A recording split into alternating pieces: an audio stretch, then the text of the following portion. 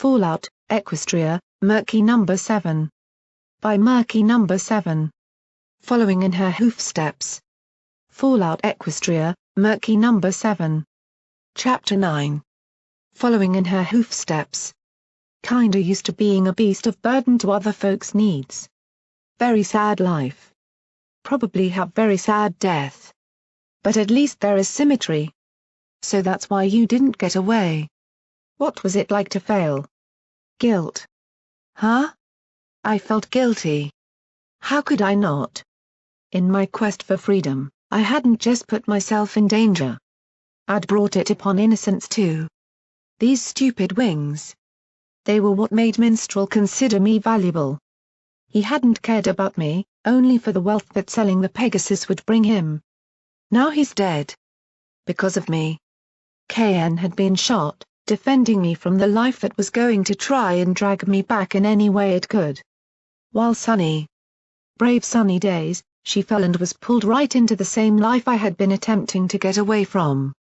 If I had escaped, how could I have ever lived with myself knowing what cost it was at? Only now it was worse. At least while free I might have been able to eventually pretend that she gave herself up to save me or something. A sacrifice. But now we were both inside Philadelphia, having gained nothing.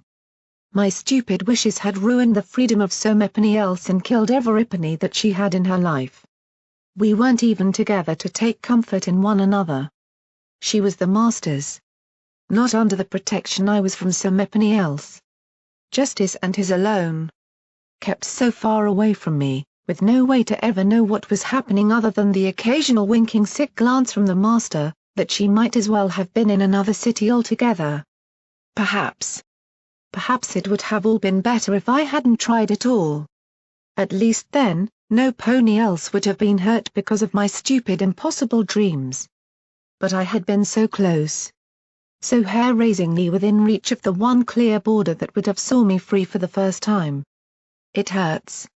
Right in my heart, it hurts, because I know that as much as I want it, if the deaths of innocent ponies and the enslavement of others who help me is the price they must suffer, then I can't ever have it. The master would follow me to the ends of Equestria and beyond if he wanted to get me back. How many ponies would he hurt in his crusade to bring me home? How many sleepless nights knowing that out there, so many else is being abused, hurt or taken after they failed to give him proper direction? How many must become slaves to buy my freedom? But on the other hoof, I had an unceasing drive within me.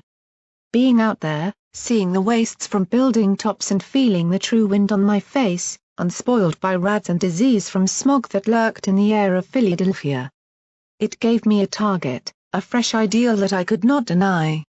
A tempting, big and lovingly warm meal laid bare before me with a price on it that was just too high. But I wanted it anyway. I'm just a stupid, uneducated and naive young buck. I don't have the life experience and growth to deal with decisions of morals and what's right to go for. At what point do dreams cease to become a goal and enter the realms of impossible madness? At what point are you asking too much? I didn't. I don't know. All the same, those little voices in my mind, reminding me that I couldn't have both. One telling me that I was so close to being free. The other telling me that I was so close to making the biggest mistake of my life. One saying rebel, the other saying obey. Fantasy or reality? Dare. Or simply dream? I couldn't do it alone. Making sense of all this wasn't something I could manage while by myself under slavers. No matter what I wanted, for the foreseeable future I was now condemned to the work once again, separated from my friends. If I wanted them back I would have to work for it, prove I could be a part of their workforce once again. I had failed. Now it was simply back to the grind. This was a familiar place. Rusty dark metal surrounded me in the small cell, vents upon the floor allowing red-tinged fumes to filter through before being sucked out by more chopping fans behind the vents on the ceiling. The locked door ahead of me almost invisible against the wall, told only by the small closed slit they used to occasionally check I wasn't dead yet. Roughly healed, as best as Drive Weather Vane could manage in the short time before the enforcers of Master Red Eyes Will arrived and took me, I was left to sweat in the stuffy heat of the enclosed space. Bandages still around my chest, shoulder and right hoof told of still healing injuries. The fumes were making me choke, my lungs stinging and heaving as my sickness grew. No radar way for the one who had defied them, not at all. Instead, my thick coughing only echoed and rang back off of the walls to cause thumping headaches. I would have retreated to the corner, further from it all, had I not been chained to the floor in the middle. Abandoned without clothing or possessions and left with a fuzzy head and a raging fever, my mind only raced from thought to dream to wish to fears. The master had visited many times, sometimes entering to sit and talk of my place in life. Others to just stare. Those were the worst, looking up and knowing those light green eyes would be peering in through the slit, silent and telling. But by far the cruelest moment was his talks on the fate of Sunny. She wasn't dead. No, the master had taken her, hidden her from protégé and minstrel to the point that they believed as I had, that she had been taken simply to be killed. No. Now she was the personal property of the master, his to do with as he wanted. The same thing he had once wanted little Pip for. Had wanted me for. Now he had her. Horrible visions of what sick things he might do to her played in my head in the times that he would grab my face, stare directly at me and hint at how she was his forever, as I would soon be. His last words were to rest his own forehead against mine, eye to eye. And whisper that she was his little secret with me, only knowing that I might realize what I had done. That the consequences for telling any pony would be more than I could take. Sunny, like my abuse at his hooves before, would remain hidden behind closed doors from the only ponies who might want to help her. I couldn't dare go to any pony, lest he make good on his promise. A part of me wished I could help her, like I helped Glimmerlight and Starshine Melody. But with the master standing in the way, claiming her as much as he claimed me, I could not muster the courage to do anything but nod and agree to his terms. He had left, leaving only the echo of sick laughter as I was shut in alone once more. I felt another thick coughing fit build and erupt forth. Held down by chains, I had no way to properly move to brace myself, simply closing my wet eyes and trying not to cry out too loudly as my rough throat fled on every one of the hacking expulsions. A wet splatter accompanied it. I didn't even need to look at the floor to know there was a new blood stain across it.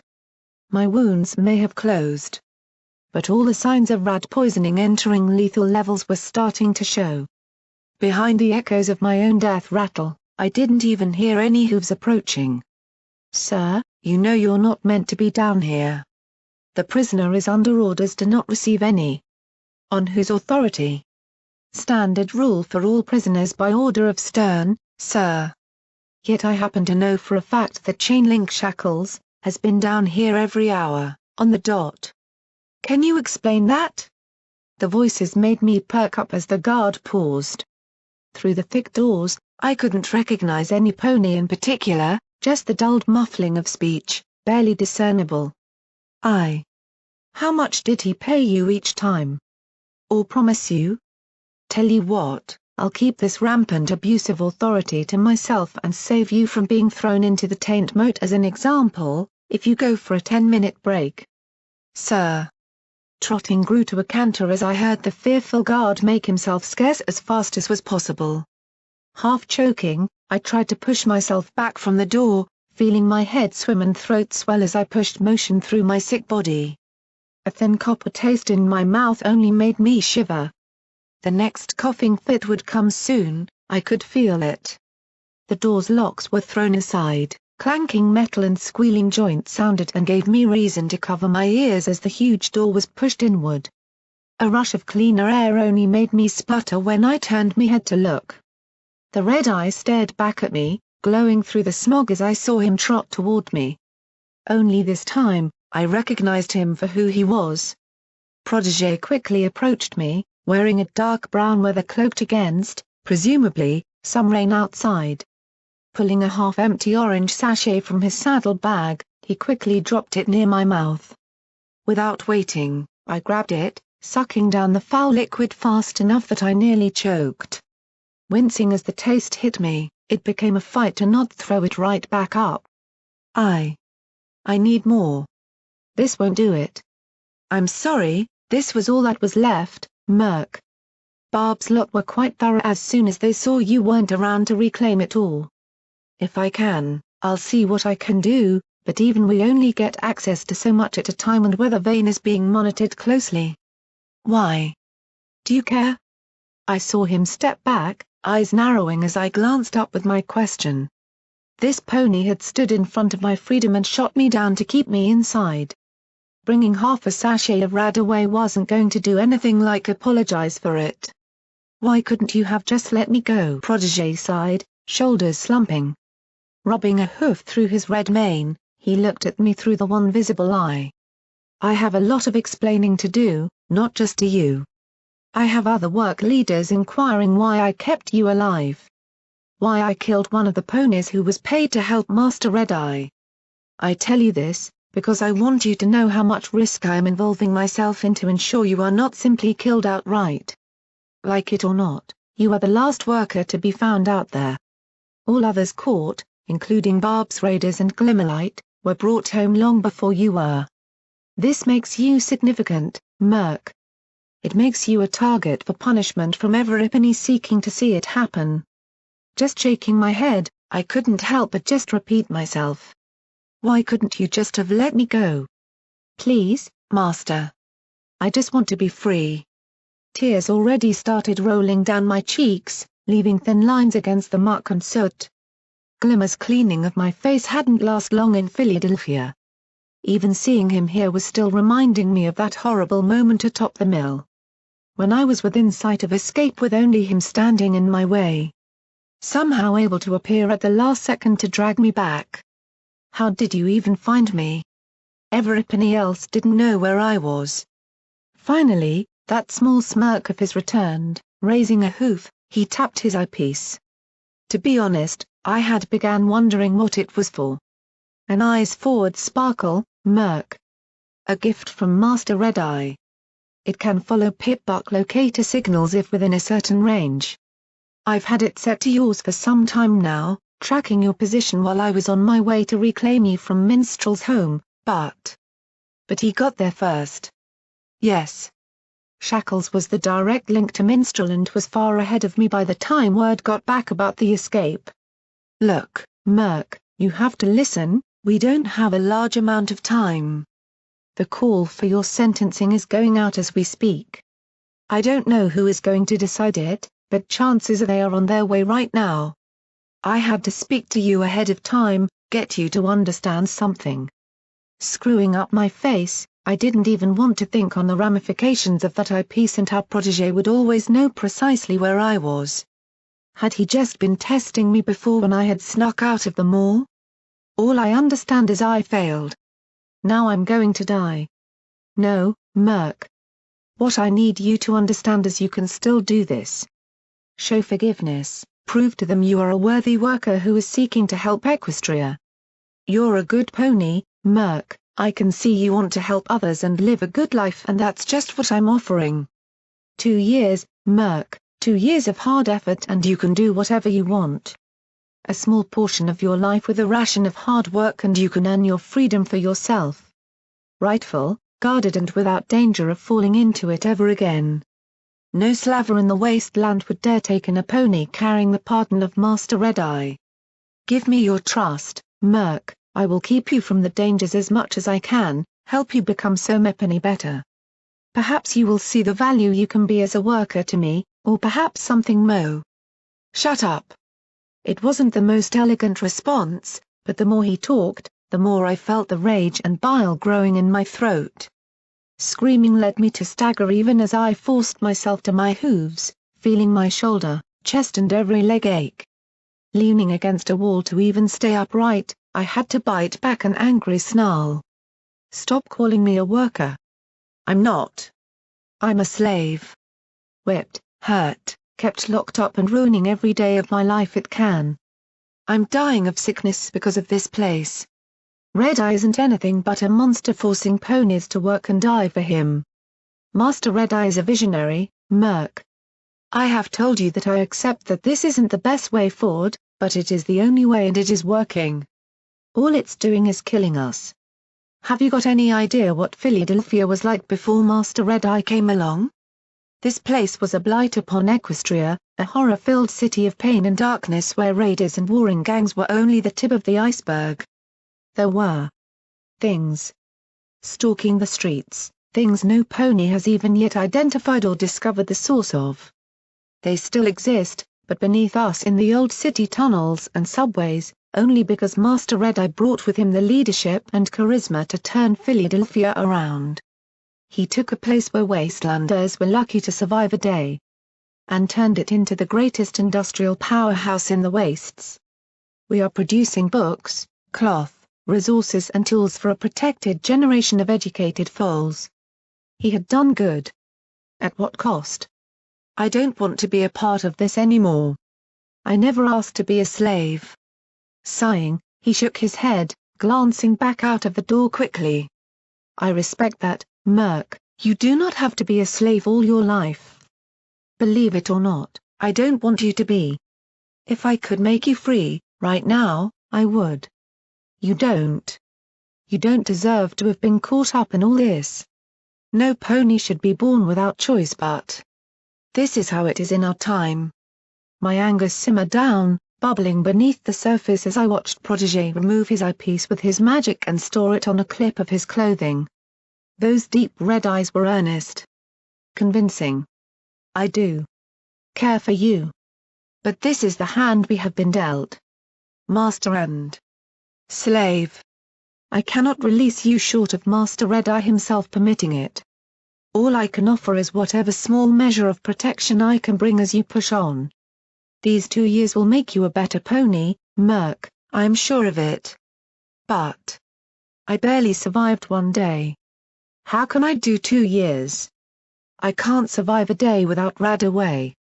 Protégé simply looked away, sighing. You know it. You know it's going to kill me. It's impossible. No pony has ever done it. No. It's not impossible, Murk. Allow me to help, work to get back to me and. Stopped short, he began paying attention to a sound that I had missed on account of how worked up I was. Multiple sets of hooves approaching. They're early. I had hoped to have longer to convince you, Murk. Please, trust me on this, your best bet for survival is to get back to me. Let me do the talking, say that you want to work to return to me. Please, Murk. Can you accept this at least? It will get you back to Glimmerlight. Staring across at him from where I leant against the warm metal wall, the thought finally began to reoccur. Of course. She'd be back with him. But any train of thought was lost as the approaching party arrived. I heard a lot of ponies and griffins out there beyond the half-open cell door. Protégé was signaling for me to move back to the middle of the room, to stop straining my chains. Feeling the fear begin to build, I did so. There was a look on Protégé's face I did not like. What was going on? Lying down on all fours, I felt my neck shrink back and my hooves tuck in, as though trying to make myself as small as was possible. The cell door creaked open to reveal a huge earth pony in battle barding that looked thicker than my limbs. Stomping forward, he moved to my right and took up position facing toward me.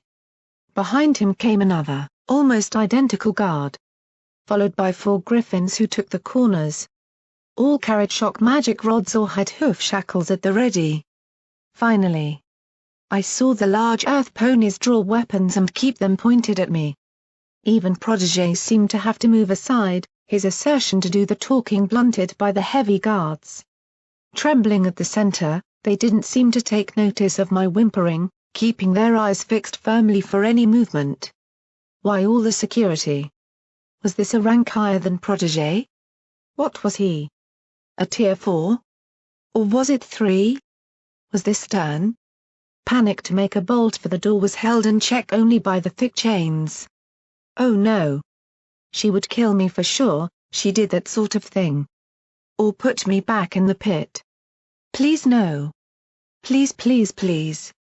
A gentle tip-tap of hooves proceeded towards the door down the corridor. Pleadingly, I cast a glance at Protégé, who had been politely moved to the side of the cell, into a corner behind a griffin. Having slipped his eyepiece back on, I only once more saw the slave master who was holding me against my will. Instead, I screwed my eyes shut, prepared for whatever pony general or slave overlord this was I was about to meet. The hooves stopped just in front of me. By some insane stroke of madness, I allowed one eye to open. The chains that held me to the floor were not what kept me from immediately running terrified beyond all conscious control. No, the dulled section of my brain that still desired obedience and control over my life became fully active on mere sight to stay my efforts. Locked in my own unresponsive body, my every free will screaming for me to get out of here could only now stare upward. It wasn't Stern. It wasn't one of Red Eye's generals or overlords. It was him. My master above all. The pony who had bought me. Who owned me. Red Eye himself. With a start, I realized my error. Before any detail or close observation of his appearance could even register, I flung myself to the floor, abasing myself with my head lowered in abject submission. My entire body trembled hard enough that coughs built and were forced down by the willpower to not make a sound in the presence of my master. The highest of masters. Maybe not the most personal.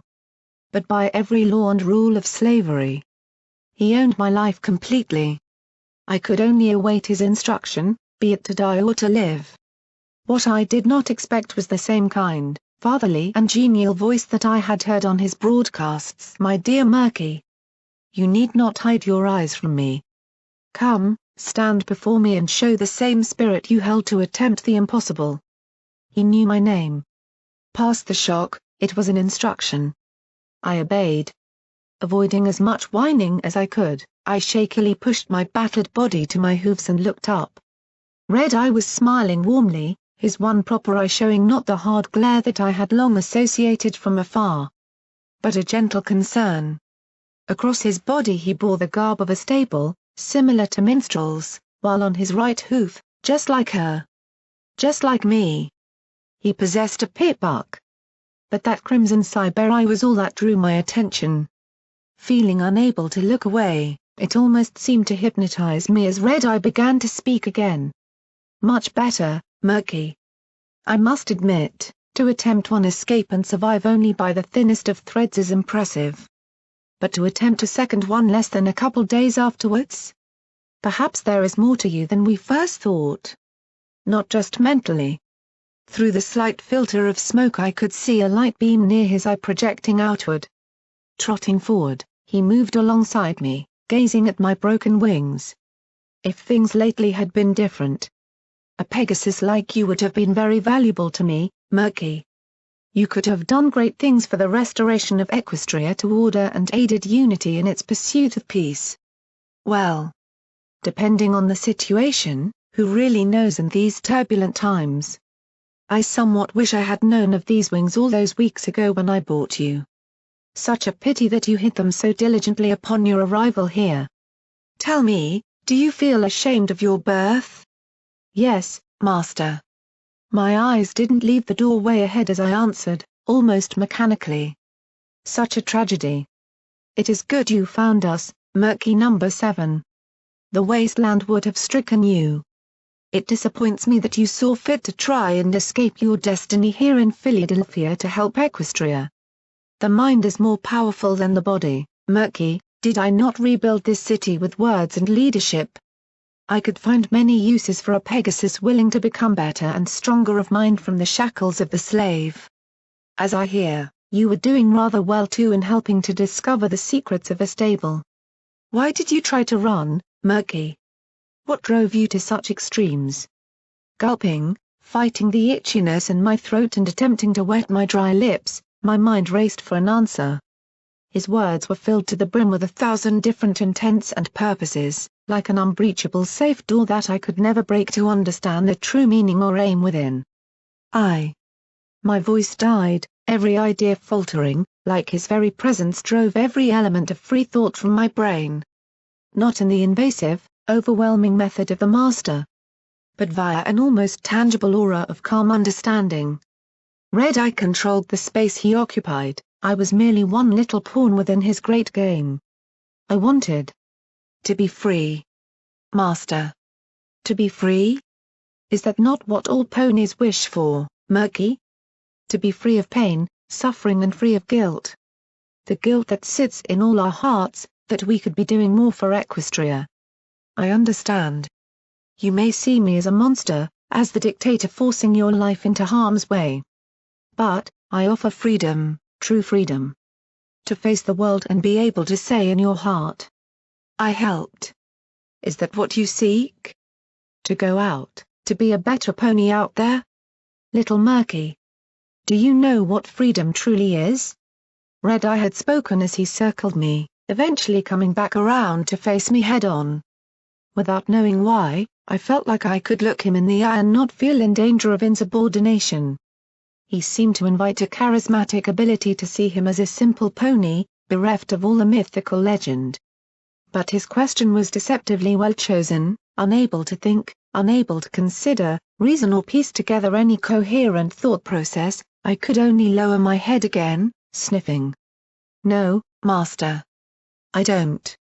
Yet you have now made 2 runs for something you do not understand. I would ask why that is, but I believe I may already know the answer. A certain little stable dweller. My head shot up, prompting Red Eye's brow to raise with a small grin. That would be my confirmation, then. It took a few seconds, but eventually it clicked. Red Eye hadn't known for sure, but by playing my bluff, he had just fooled me into revealing it for certain. What is she to you, Murky? Everything, Master. I believe she's going to save Everipany, somehow. Red Eye's grin became an amused smirk, before catching me completely off guard by nodding. I agree. Little Pip will be a great asset in the restoration of Equestria. Her and I are not too different, you know. We are both seeking the same goal in the end, whether you believe that or not. Her role in this will be significant yet, more than unloading rounds into random raiders and creatures. But the mirror image is there. Her and I. Both fighting for Equestria's future and both having to bear the burdens of our path. You may be interested to know that you this very moment lie in the same cell she once occupied for the same crime. Perhaps you and her are not too different either. If it weren't for all the security and my master's presence, I might have moved out of abject shock. She had been here? Prior to the pit, she had been in these same chains? Or was this just a way for Red Eye to mess with my head? I want to try and be like her, Master. It felt like the only honest answer I could to deflect the greater depths of traps his words were leaving for me. Admirable, if somewhat naive. No, I believe you are better off here, with us, creating the new Equestria, Murky. But why all this, Master? Why do I have to be whipped and driven to death? Biting my lip, I expected the lash any second. I had slipped up, letting too much out. You don't question your master. An excellent question, one that, in a differing way, she asked as well. Our world is imperfect, sadly brutal and lacking in the unity that will save it. Perhaps when all is said and done, I may face judgment for what I am doing to save it. But for now, this is merely my side of the same coin, the unfortunate inevitability that ponies, like you I'm afraid, may be caught up in. I have never attempted to hide the truth, Murky. I do not deny the darker side to my work. But on the other side of that coin lies the identical grey morality that is your beloved stable legend. But, Master, she saves ponies. Somehow. I felt like I was being toyed with. That I was nothing more than an idiotic child to a grandmaster's art form of conversation. Does she now? His head tilted, intrigued by my more convicted words. She didn't save you. 4 simple words that wormed their way into my head. I knew they would not disappear easily. But she couldn't. No pony can save Everipany, Master. 2. To get there, I guess some ponies will have to go into danger or wait their turn. Then what is so different with Philadelphia, may I ask? My mouth opened, then closed. then gaped and finally shuddered shut again. He had expertly weaved me into a logical trap. Resigning myself, I simply bowed my head. "My master," I heard Protégé's voice approach as he carefully trotted toward Red Eye. "Murk is rather idealistic, from what I have seen. Admirable in some ways, if tragically naive and sometimes void of cold facts." Daring to open my eyes a notch, I saw the black unicorn stand to the side of his master. Only now did the similarities begin to tell. The way Protégé wore his mane, his tail, even down to some stylistic patterns of design on his eyepiece compared to Red Eye's. "Well, Red Eye smiled as he saw Protégé move over, turning as though to politely allow him into the conversation. Very quickly I was beginning to worry if I were being judged without even knowing it. By supporting little Pip, had I just ruined my chances? Oh no. My faithful student. I was under the impression that Stern didn't allow past masters to visit their recovered workers. His voice held a slight tinge of challenge to it. As though he was testing his student to find the proper reply to work his way around the situation. "An unfortunate necessity, master. Murk was dying of an irradiated disease. He required Radaway immediately. I felt, after consideration, that you would prefer not to have a pony die pointlessly." Red Eye's smile grew as he nodded, almost lightly chuckling. "Very good, just what I might have done. Or have done in the past. Now, time is shorter and these days closer to unity than ever. I felt that it'd be only right for me to finally meet the little oddity of a Pegasus in Philadelphia myself before deciding on his future." Protégé didn't seem to hesitate, crossing a hoof across his chest and lowering his head. "I am sure he will have been glad to meet you. Speak for yourself, Protégé. Before you arrived, Murk was willing to offer his continued services under me, if primarily to be reunited with his friend, Glimmerlight the Unicorn. The Steel Ranger Initiate. Yes, I remember her, from the same influx as the Great Warlord, I believe." Red Eye seemed to catch a surprised glance on my face, turning back toward me with that ever-fatherly smile. I could feel myself wanting to please him, serve him. The loyalty he inspired in those working with him was easy to understand. "You're surprised that I remember another worker, Murky? Within the rebuilding of Philadelphia, I ask a great amount of you all. Is it so much that I be required to remember those whom I can, to honor your sacrifices and hard work?" "No, master. Sorry, master. Now, do you truly seek to return to Protégé, to continue your progress toward true freedom and choice? To help Equestria by the methods we have here? I do not require you to turn against the stable dweller in your heart. Only that your mind sets itself to the task you can do. She is beyond your reach now, into the furthest reaches of Equestria. Her tale is not yours to share anymore, past the crossroads of history that saw you so briefly within her influence. So, Murky, you wish to retake your place as a worker under me? To follow my student's path that may see you do better things for all ponies? Truly and honestly?" A sudden dark tinge overtook those last words. A narrowing of his good eye. The loss of the tinged grin. Very quickly, I began to sense what would happen if I were to do anything but agree. My master was leaving me no choice. Despite what he said. This was no question. "Yes, master. I am sorry for trying to escape you." His gaze fell upon me, witheringly intense and full of all sorts of indiscernible intents. "I deserve to be here." Saying those words were like ripping my own newly found spirit clean out. The punishment for at least one escaping worker is simple, but you have complicated things by being a consistent troublemaker, Murky. Not to mention, chaos almost seems to follow in your wake, a dead slaver in the threshing mill, perhaps? Or the terminal slave riot? Normally, I would offer a choice between summary execution, for I cannot have other workers believing your freedom of choice to be attainable, or to join the next rounds of the pit arena. I couldn't help the squeak escaping my lips. Tears began to fall as history seemed to be repeating itself. Lowering my head, I didn't even dare defy or beg. My master had the final say. Do I take the quicker certain death or try the pit? O goddesses above in your mighty skies, please help me. Protégé trotted forward. Master Red-Eye, I. He was silenced by a raised hoof from Red-Eye. However, Murky, you have done me a great service. One few ponies have. You showed kindness and a braver heart than you may feel you own, by helping to rescue one of my dear children of Unity and Equestria. Starshine Melody asked of me yesterday, where is the little pony? Is he okay? This is partly why I am here, to meet the pony who brought one of those I am doing all of this for back to me. I would like to believe I have a generous soul, Murky.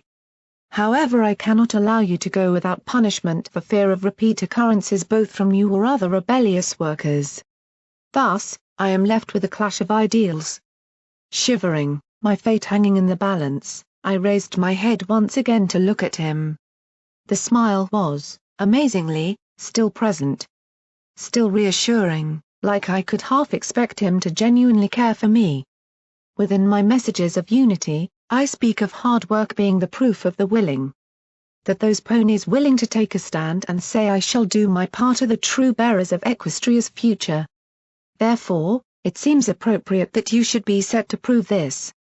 Murky number 7, you shall reaffirm your worth to my student, to be accepted once more into the 2 years of salvage missions by working a full shift within the Passprite pits.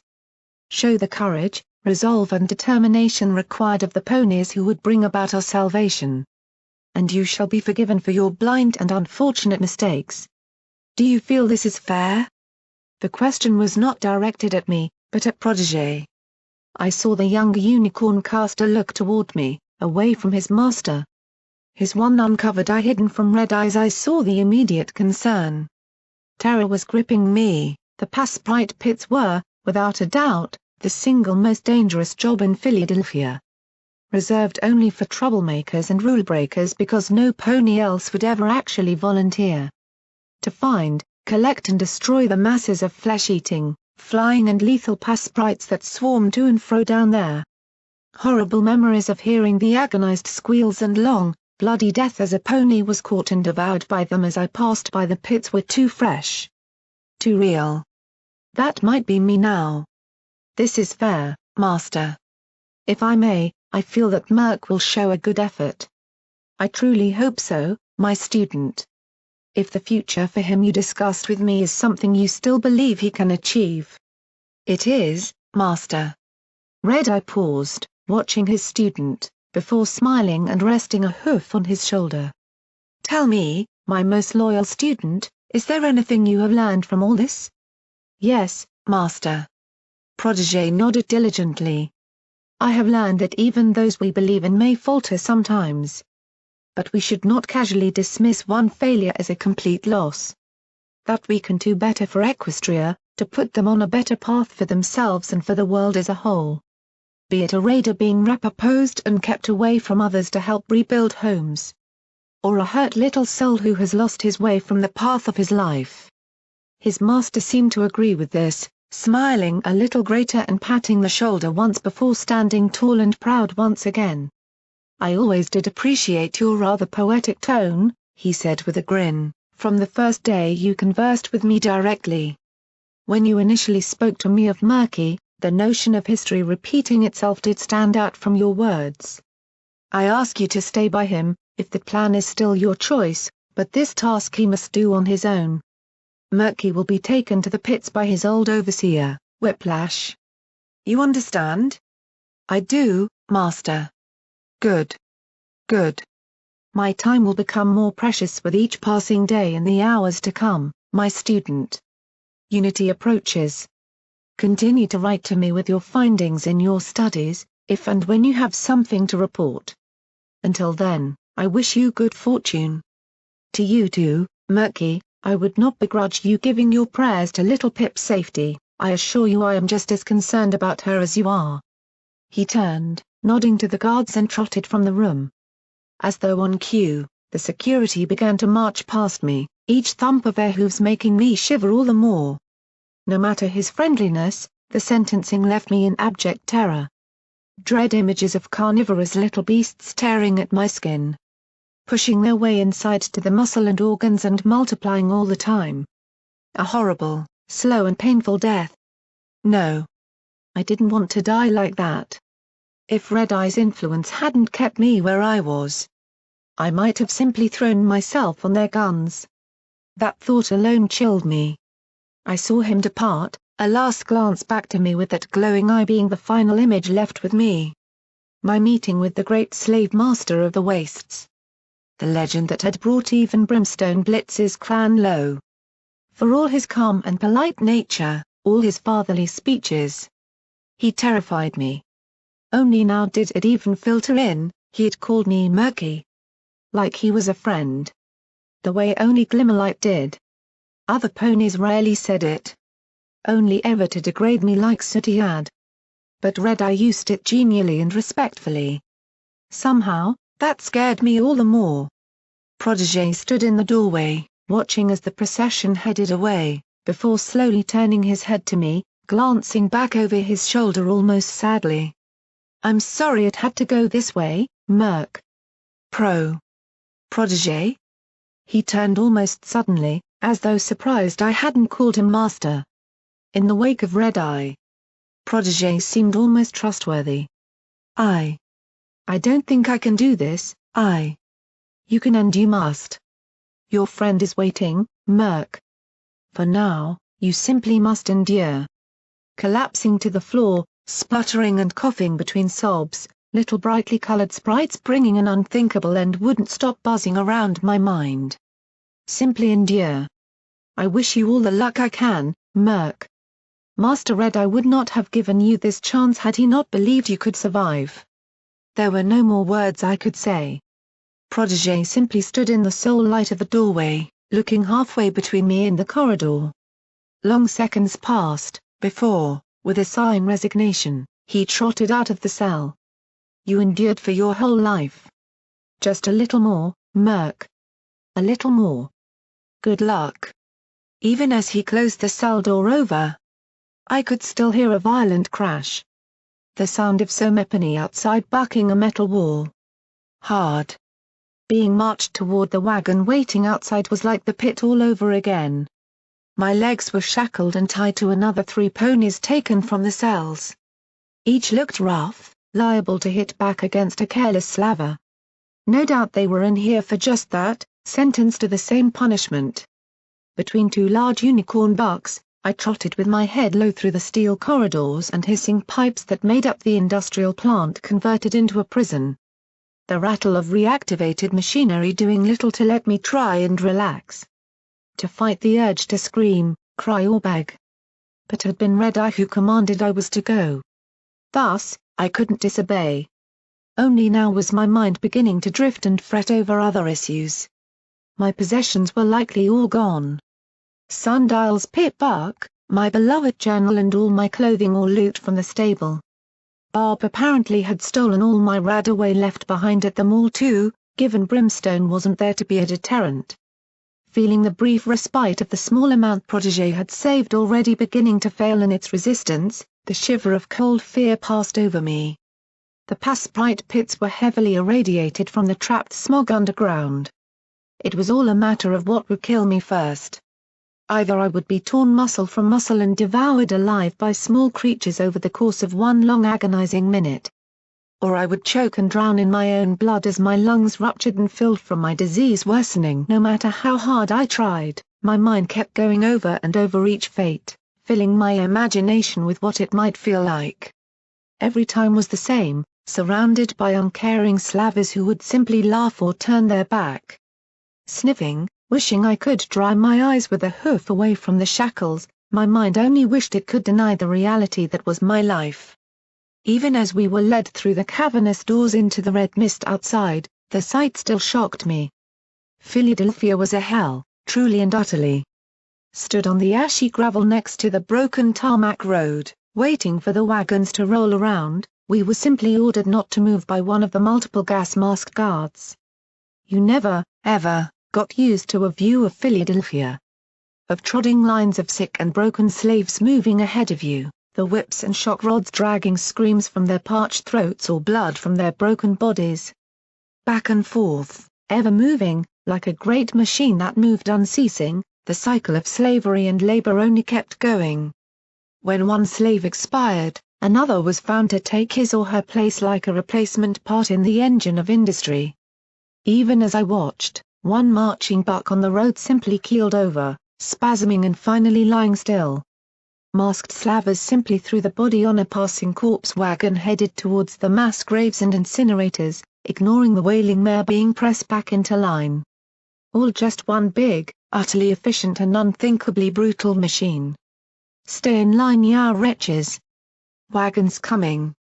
Make a move, we'll slot the lot of you. The stallion's voice was muffled behind the mask as he jabbed one unicorn slave's side with a riot shotgun.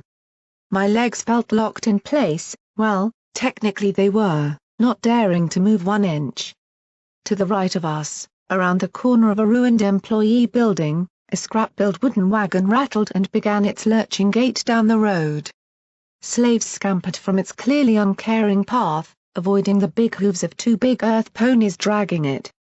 Each bore fresh whip marks on their back and hoods over their heads. They were nothing but a source of movement, not even allowed to see where they went. Upon the back of the wagon, my old overseer, Whiplash, glared at the 4 slaves waiting. Standing up, his front hooves on the front of the wagon, he cast an imposing figure against the crimson smoke and tall funnel chimneys behind him on the Philadelphia horizon. Turning between the chain-link fences surrounding the entrance to the prison, I could see his eyes focused only on me as it pulled up. Well. Hopping down, Whiplash trotted around the wagon, standing before me. Without a word, I saw him reaching for his whip, slowly and carefully. Taking his time, he let it unfurl and got a good bite on the leather grip. The whip cord itself dropping to the ground right in front of me.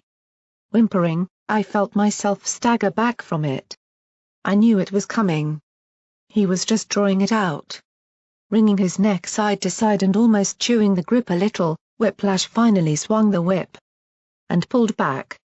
My squeak of shock and warmth as it came near my head only betrayed my fear of it. Finally, after making test shots another 2 times, he finally did it. Shackled to the spot, I couldn't even dodge. Crack. Squealing, I tripped when my hooves tried to cover the impact point on my forehead. He wasn't nearly as strong as the master, but my skull felt like it had shifted as he hit my still vulnerable head wound. Balance waving and vision swimming, I shivered on the ground, pleading my apologies to him in between cries of pain. Eyes clenched shut, I could still hear him shouting above me. "That's for taking my whip, for stealing from your overseer. If you weren't going into the Sprite pits anyway, I'd probably put you in for 20 lashes for theft. I'm sorry. Please, I'm..." "Shut up. Just shut up." I had to put up with slit bitching for an hour after I went looking for my whip. "Betsy. You can take your hit and you can like it. Get on the fucking cart, all of you." My shackles were already being pulled. With me staggering along with the chains and bumping into the rump of the stallion in front of me a few times, I was half pulled and half pushed up and into the wooden cart. Forced into a small section near the head of the open-top wagon, I tried to curl up as best I could and cradle my skull. In the dry Philadelphia air, my throat was already beginning to burn on each whimper, leading to me dry heaving a few times when it spasmed and fell just short of a coughing fit. Rumbling off, the wagon departed toward one of the great pillars of smoke from a Sprite incinerator. Around me, the other slaves just tried to stay as far from me as possible, muttering that I was bad luck.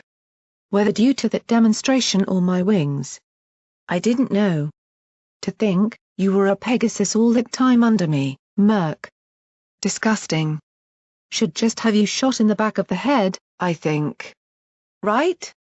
The last word wasn't directed at me, but to the driver of the wagon beside him. I kept my head down, feverishly trying to get rid of the horrible feeling of a gun being placed to my skull and fired. But then, wouldn't that be nicer than what was about to happen? Lash. Any thievin' little whelp takin' any of my stock isn't lookin' to get much favor from me now, is he? Wait. That accent. I hadn't even looked at the driver with my attention on Whiplash entirely. Glancing up, he turned back to face me. Another face from before my first escape attempt. One I had last seen tauntingly laughing at me when the master had paraded me through the streets. Sooty morass.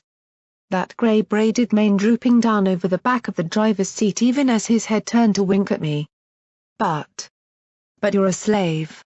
My jawline whipped to the side, my head following, as Whiplash's hoof slapped across my face. Yelping and falling to the floor of the wagon, shivering and trying to find the best works to appease my overseer. I felt the tooth loosen again. Just as the chains pulled tighter. One swift slap across the face to remind me of my place. No talking without permission. Aye, laddie, that I am, but life ain't so bad if you know who to let a few caps pass to now and again. Wagon driver is pretty cushy. Handy too, to meet all the contacts. Lash here just knows a good business stallion when he meets one. So how's that radaway hunt goin' for ye, laddie? Still ready for the off? I didn't have much choice with him. No doubt Sooty Morass would read me like a book. With protégé, Red Eye and now him. I was quickly beginning to remember how pathetically small I was in Philadelphia. As such, I could only sniff and sadly nod, before coughing almost on cue. Throat rattling, I had to take gulping breaths just to get my lungs functioning again properly. Pulling a hoof back over the wagon back, I felt him roughly tussle my mane as though he actually cared. Well, there's me answer. Shoulda stuck with me, lad. You know who has the radaway you need. Me business door is always open, if you're willing to pay the price, o' course. Undoubtedly something absurdly high and bonding me into future favors that would ruin every ounce of freedom I had scraped together in my mind. All the same, he had the things I needed, while I had no leeway right now to try and steal anything. After all, can't be nice to be sitting back there, knowing that radiation is eating away at you inside. Slowly. Never going back down on its own. I hear it's quite the long process when it finally all adds up. Tell you what, if you get out of the pits here, come see me at the old terminal. Got some new directions of trade I could use you for. I'm sure me new business ventures customers would appreciate having some Mepany as, well, exotic, as a Pegasus. The degrading cackle as he rubbed my mane once again before returning to driving took all the effort I had to not make me burst into tears. 1 radaway per day, laddie, for each job done, after ye work off what you stole from me. Come see me in the old terminal if ye want. Ye'll find I'm quite open. Staying silent under Whiplash's harsh gaze, I wasn't sure what sickened me more. The fact that once again I was so far into servitude that even other slaves had leeway over my future options. Or the fact that part of me felt so hopelessly indentured and desperate to survive that I actually considered his offer. All off. 5 seconds, move it. The back of the wagon was lower down, masked slavers crowding around to yank at the chains that bound every slave on board. We weren't even given the option to move, simply dragged as one conjoined line off the wagon. Having been sitting with my head down, my world turned upside down as I was pulled from the wagon, dropped and shoved across the ground. Yelping as pain fled across my forehead and body from injuries, I was dragged across the gravel with the others by half a dozen slaves battering us onward so hard that I couldn't make head nor tail of my surroundings. Just red sky then grey dirt, crimson clouds then ash-covered road. Again and again as they kept pushing me and the others over and over, rolling us sometimes and clipping us around the ears to keep us docile and disoriented. Panicking, I tried to keep going, to do what they wanted. But shouting painfully in my ears, they just kept knocking me about. Finally, mercifully, it stopped with the last hoof standing on my back and forcing me onto all fours upon the ground. Glancing back, I saw it was Whiplash himself taking responsibility for me, while the pit slavers held the other prisoners down. Behind me, Sooty Morass almost gleefully leaned back on the wagon. coughing hard enough to spray up dirt before me. My eyes finally focused on a hoof right in front of me. Covered in a dull yellow containment suit, I glanced up to find a scraggly older earth pony mare, perhaps over 50, with a patchy mane staring at all of us. The suit's headpiece was hanging at her neck, that dark purple mane stringy and filthy against her deep blue coat. She was utterly hideous. Covered in sores, old bite scars and with a smell that stood out beyond even the pungent reek that resided on most slaves, myself among them. That's it? 4 slaves for me today? I lost 10 yesterday. What the hell makes you think this is going to help? Raspy and uncultured in the extremes, she simply scratched herself as much as she talked. I could see her head twitching on every other word. Her eyes were lifeless around a drooped face. I felt Whiplash shrug. Rest of M got claimed already. Hive, you know the rules. Go check with Grindstone if you want more. I hear he's got ponies to spare right now. Yeah, well. Grindstone is a cranky old bastard to get any pony off of. Just see what you can do about it if any slave gives you lip you want rid of, Lash. The sprites are playing up lately, warm season for them, more aggressive. Can't seem to keep the slaves alive too long. Her eyes traveled downwards, looking me up and down with distaste before almost deadpanning with a lazy glance at the slaver above me. You having a fucking laugh, Lash? Come on, Hive, you're used to working with small creatures. Just give him a good clip around the oversized ear, he'll do what you tell him. More that he won't fit in any of the suits properly. Oh well. Doesn't look too useful anyway. We'll just tie him in and if the sprites get into the loose parts, I guess they'll get some wings for dinner. Huh. What? Don't like the sound of that, little chicken? She had heard my whimper of fear as she reminded me of the sprites. Already in the edges of my hearing I could detect the sound of buzzing and flitting tiny wings in their masses. Behind Hive I could see the pits, stretched out over the open field with cage wiring fitted over the top. The elevator down was kept in the middle, with some pits giving out a thick pillar of sickly-smelling smoke. Beyond that lay the outer housings and above them, the Great Wall. We were close to the edge, far away from anything important should a Passprite containment breach occur. Ha! Oh, chicken wings. I kill myself. Please, do. Hive turned and wandered off, her containment suit proving to be just as spotted, matted and filthy as she was as the helmet and tailguard flopped around behind her. Feeling Whiplash's hoof lift, the chains were unlocked by the pit guards. Whiplash wandered around to me, raising my head on his hoof. It's been brief, but I spent too long with you since you were dropped on me out of nowhere with no proper procedure to not feel like I'll be embarrassed if you screw up again. Don't. Or I'll come hunting for you myself. 20 lashes, Murk. You know the punishment. Yes, master. Good, now get going. Hell, if I could ever find who it was that gave you to my stock, I'd lynch him myself. Wrapping a hoof around my head, Whiplash almost threw me forward. Not expecting it, I staggered across the mud, before my injured right hoof gave out in a sharp stab of pain. Before I could even yelp in pain for that, I was tripped to fall flat on my face by the thick muck that surrounded each caged pit. With a sharp springing sound, I landed face down on the cage itself, mercifully painlessly as it flexed beneath me.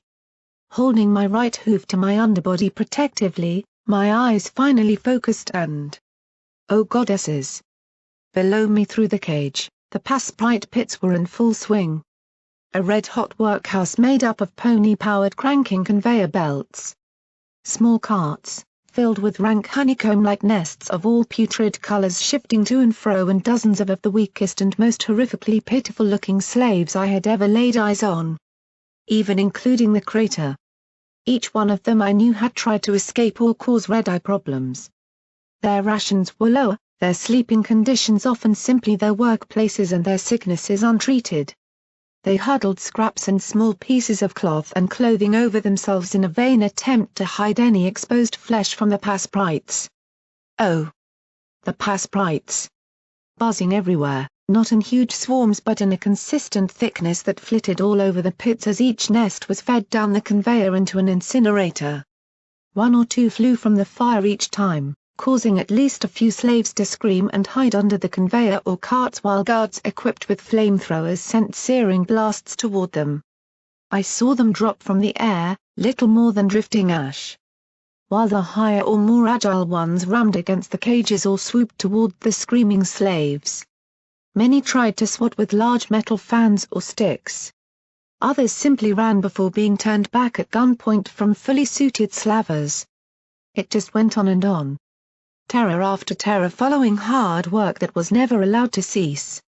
Seeing my dripping tears evaporate in the thick warm air before even hitting the ground. The reason why pit workers were so strung out, paranoid and weak became perfectly clear. How would I arrgh? A pass sprite hurtled right at my face, leading me to throw my body back from the cage. Innocently cute, I saw it gnaw on the bars with tiny fangs in an effort to get at me, just a small light blue ball of carnivorous intent. Shaking, I quickly retreated over the mud, even as I saw a pillar of flame rocket out of the cage and burn it to cinders. Come on, you fool, get inside. Hive slavers were already moving to herd us to the elevator, a shock rod giving me plenty of incentive to not dither around. Half cantering, half limping, I moved on to the sheet metal floor of the lift with Hive, 2 armed guards and the other 3 prisoners. Right, now get this straight, it's simple. There's 4 stages to pass sprite work.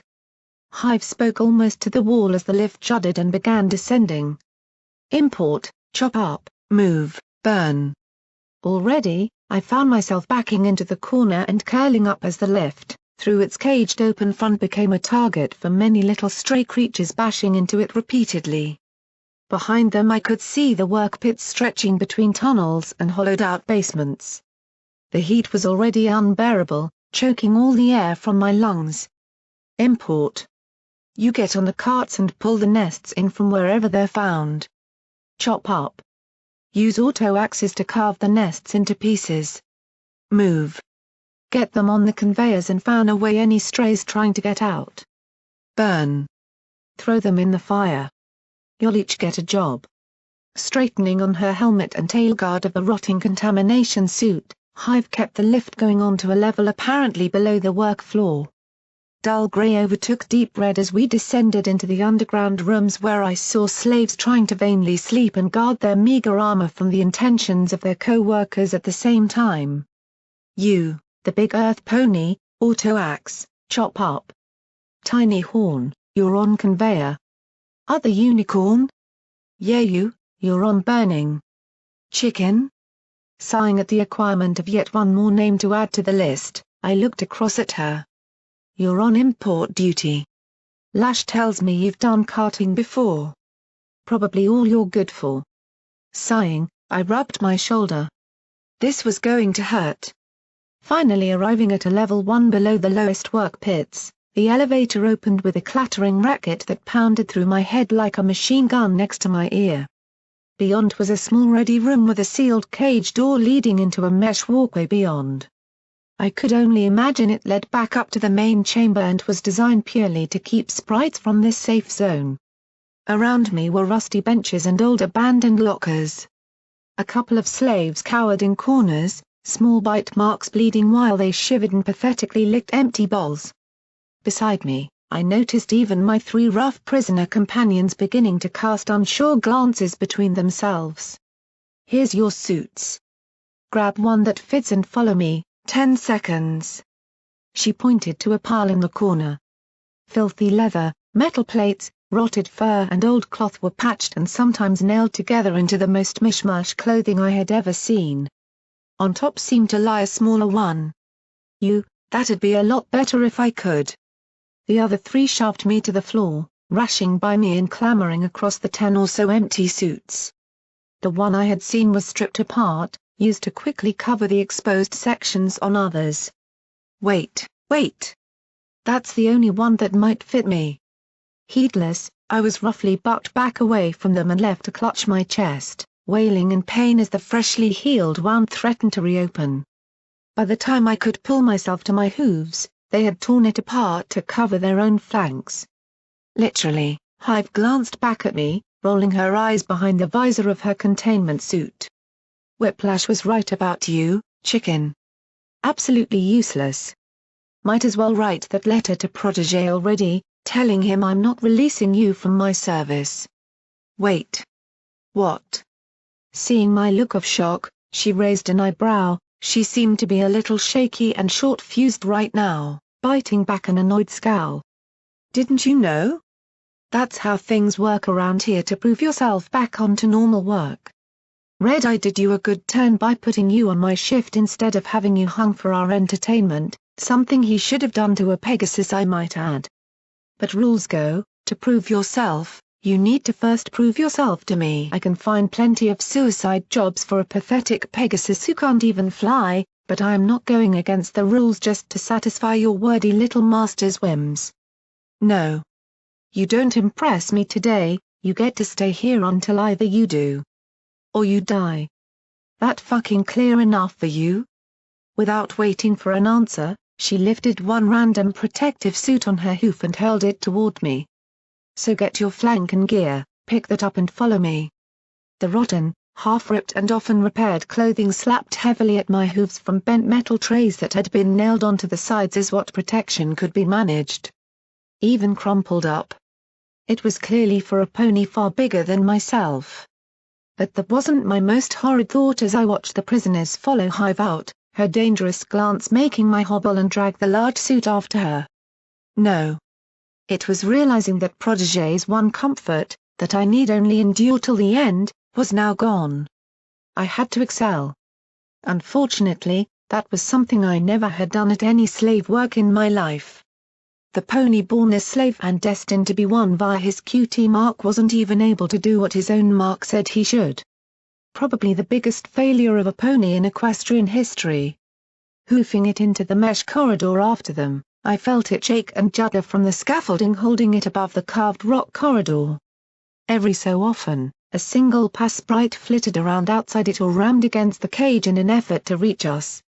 Winding through a few corners, we came to another scrap metal room construct. Behind it I could see the work pits as the cave opened up into the lower levels that then went further up to the cages on the surface. Clearly, this was a chamber to get ready, enter and exit without the pass sprites having a chance to get into the mesh corridor. Checking inside the murky window, Hive opened the main door and with a nod of her head, indicated we were to enter. Trying to keep my whining to a minimum as the shouts, screams and fierce surges of the incinerators sounded through the last door ahead of us, I trotted in, almost falling against a bench at the weight of the suit. My entire body was already feeling weak. I needed Rad away now. An entire shift wasn't survivable, even if I did excel at the job. Get dressed. That door opens for a shift change in 3 minutes, if you aren't ready.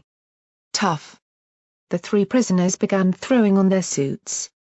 Around us were the benches I had spotted, along with racks of various equipment. Behind a locked cage door I could see crates of weapons and flamer fuel tanks mixed in with more valuable-looking devices I couldn't even identify. Near the door was a large bin that Hive tapped. You have any bits not attaching properly, have a check in here, sometimes you'll get scraps if you're lucky to tie them up or patch them. Checking my suit, pulling it up, I found it to be a mostly heavy leather construction. The 2 dinner trays were nailed to leather strips with cloth covers on the joiners. Around the face was an old flat welding mask with clear plastic soldered in instead. It looked tough at least. It wasn't. Even as I tried to fit my hooves in, the cloth began to rip. The headpiece of leather and wool felt flimsy and ready to tear. All along my underside the entire suit had a great opening where the ties had been stripped off. It was entirely too big by at least a good few inches and I didn't even want to think why that ripped section near my flank still felt wet. Ah! Old Ladybug's suit. Yeah, we stripped the lace off that. Hive chuckled, leaning against the door and preparing what looked like a tiny flamethrower to sit around her mask, connected to a small battle saddle-style wire inside, only her hooves kept dropping it from an odd shake she had going. Good old worker. Till she sat on a nest. Tore right through the material at the back and, well, kept going. Trying my hardest to not let my imagination take flight, I slipped the suit on as best I could. The leggings were loose, the bottom hanging open with a huge gap to my exposed flesh and at least 3 holes ripped as I tried to force my way through the huge size compared to my small frame. Hive simply snorted at my effort to ignore, slipping her own hood off for a second to slip a small white tablet into her mouth. Her hoof seemed to be shaking even more as it fought to keep the tablet from dropping until it was in. A few seconds later, she inhaled deeply, shuddering, before breathing out and relaxing. Fuck. Needed that. The words were just muttered under her breath as she strapped her suit back on and slipped the little rusty box back into her suit. Drugs, likely. Many of the slavers in Philadelphia used them. I'd seen Whiplash go through a few inhaler-like things before. But watching Hive, she just seemed to jitter on the spot, her pupils widening and seeming to cease blinking for a while. Looking back at me, that hazy darkness in her face faded away to be replaced with a bright fury. "Hey, tool set?" One of the masked slavers turned his enclosed head. "Know if that rat bastard Sooty's got any more Mindals?" "I'm out." Without a word, the guard just shrugged. Hive swore under her breath, before turning to see me looking. "You waiting for a fucking invitation? Get in the barding." Immediately turning back to my suit, I fought with my own hood. Settling my face into the headpiece, I had to fight the urge to throw up when I wiped the visor to find those bloodstains were on the inside. "She said there were spares in that bin, right?" Trotting unsteadily forward in the ill-fitting gear, I hopped up to put my front hooves on the lip of the bin, stretching on my rear ones to peer in. There were a few things, perhaps there might be a wire for me. "Oi! Get out the way!" A heavy force knocked me clean off my hooves onto the floor after tripping on my own clothing. The big earth pony prisoner, a stallion, was looking in himself, one of the unicorn bucks doing so too. They pulled out numerous rags, small plates and scraps of leather. Moving away, I saw the unicorn use his magic to lift 2 threads out and weave one around a hole to close it up. I only needed one. There was enough for both of us. Phew. Trotting up, I waited beside him till he was done, holding my hoof out for the second one. His suit was enclosed now, he wouldn't need it. Finishing up, he turned back to me. "Nope, I need it." Feeling my own face droop, I stepped forward. But you don't have any holes. Want a spare?" "My belly is open." "So? Get your own." "There isn't any." "Can't we share?" "I'm sorry, isn't selfishness what you Pegosi do? Go ask your rich parents on the clouds for one." He wandered off toward the door, leaving me muttering I can't fly. Behind him, storing the thread loosely on his side, he hooked it through a small pouch that dangled and nodded to Hive. They showed little obvious fear. Probably because of my presence. I could see it in their eyes, all this bluster and acting tough was just trying to hide the truth. In the presence of working with the Passprites, they were just as terrified as myself. Hive nodded back, glaring at me as I tried to hold my suit together beneath me, looking for all the world like I was hankering for the toilet urgently as I crossed my hooves in an attempt to hold the suit shut. "Please. Hive, I need something to close this. Don't use my name again or I'll throw you out there naked. Your fault for not getting in faster. I'm going to die without something to close this. My sentence was cut by having to let out a shrill, high-pitched squeal.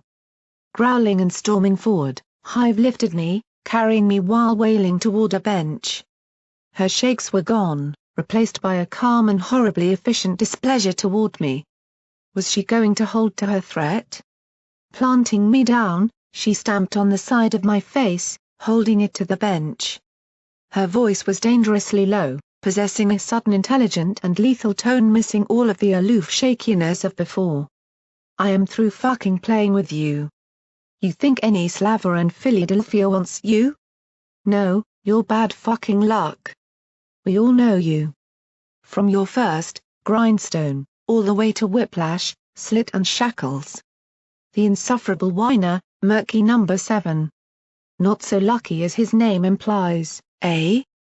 Squirming under her hoof, holding my head tightly on the metal bench, I heard the door beginning to hiss, ready to open.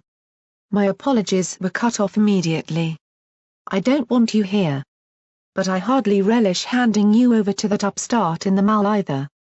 So if I see you've got an untied belly strap, don't expect me to do anything but look the other way. I could not be happier if I get to hear you squeal as they eat their way into that stomach of yours. Her other hoof prodded my belly. You've been getting too soft under protégé, Merc. Forgetting your place in Philadelphia. You're not special, not any pony destined to escape. All you're is another number to me. More than most. Time to remind you what proper slave work is. I clung to the bench. It was a death sentence if I were to go in there. But she was pulling me, wrapping her hooves around my stomach and roughly hauling me free. The gates behind us slid open, racking upward to reveal the red-hot heat of the incineration rooms and the pit itself. You'll kill me. Please, don't. I had nothing. No bargaining chip. Just a slave. She hurled me backward with a deceptive strength to her old limbs. Tumbling, I flew through the door and collided with the unicorn who had taken the threads. Collapsing together outside, I felt him swear and stamp harshly on me twice, eliciting cries of pain. Even if it wasn't particularly damaging. Cowering and trying to pull myself out from under him, he gave me one last small kick on the knee before cantering off. Behind me, Hive snorted and closed the door behind us, before using her small flamer to take out any pass sprites that had gone inside of the shift change chamber. Lying on the bare red rock ground, I found myself in a mass of activity. Flamers belched from on suspension platforms and bridges, carts were drawn up and down ramps to higher levels that arced around the edges of the pit while dozens of slaves rushed to and fro on weak legs. The great conveyor trundled across the floor, from one carved room to the next with an incinerator below each of the cage meshes in the roof. From the surface it had looked like a small circular pit, but down here it was more clearly a series of pits, all interlocked with ramps or conveyors running through the mined-out earth. Within seconds, a pass sprite fluttered in front of my visor, prompting me to lash out with one hoof, the other trying to keep my clothing together. It eluded me and buzzed off to pester a slave working a cart to the end of the conveyor. Hey you! The idiot in the bad suit. Get over here and get to work. Pulling myself behind a rock, I hoped only to buy myself some time. My collision with the unicorn hadn't come off entirely without reward. Held tightly to my chest. The spare thread dangled from the little pouch the bigger pony had possessed. Oi! Stop hiding, get over here now. Quickly, tie it shut, tie it shut. Desperate, my hooves dropped it multiple times as I heard the slaver approaching with his heavy tread. Come on. I can sew, this should be easy. But with a fuzzy visor and ill-fitting materials it was like trying to thread a needle while blind with a numb body. Right, one hole. Now just a dozen more. I can see you hiding, dumbfuck. No pony gets breaks here. The slaver rounded the rock, maintaining my look on the belly. I kept trying to tie it shut, 4 down. 8 to go. I only managed one more before a sharp click sounded and my neck clamped shut. My scream couldn't even emerge as anything other than a wheezing cough as something closed around my throat. Feeling myself pulled from the rock, trailing the thread behind me from the still open hole, I saw the slaver's magic held a sort of extendable lasso that could grab hold of slaves' necks. The wire bit deep, even through my thick clothing, making my legs kick and flail when no air would come in. Gurgling and choking, I was pulled before the slaver. Trying to take a break, eh? We'll see about that. You're on carts, so grab that one and get moving. Finally, the noose came, well, loose. Dropping my head to the floor, I struggled to take breaths through the enclosed headpiece. Seemingly, the only air that came into it was through the small holes that were hopefully too small for a pass sprite. Rolling to the side to avoid a fully laden cart topped high with a huge nest, I felt the slaver shove me in the direction of the still empty ones coming off the end of the conveyor. Afraid of the noose, I cantered as best as my sore little body could take me. Hook yourself to the one on the end and get up that ramp into the storage. Just don't drop the damn cart off the edge and I'll not have to beat you for it. The buzzing was everywhere. Holding my clothing closed with one hoof, I tripoded my way toward the carts and tried to ignore the occasional bumps on my body from a passprite getting too close of landing for a little ride. Every so often, I could feel one gnaw on the tough leather until I shook it loose. A few landed near holes, sending me into a frenzy of panic until they were swatted away. Seemingly, I wasn't the only one with such troubles. Around me I could see blood leaking from small bites they tried to cover on exposed holes in the failing suits. Only slavers seemed to have properly enclosed barding and masks or containment suits like hives. I could see her, having re-entered the pits, cantering around spurting fire from her mini flamer and bellowing at slaves who were struggling to lift the cracked and crumbly nests onto the conveyors.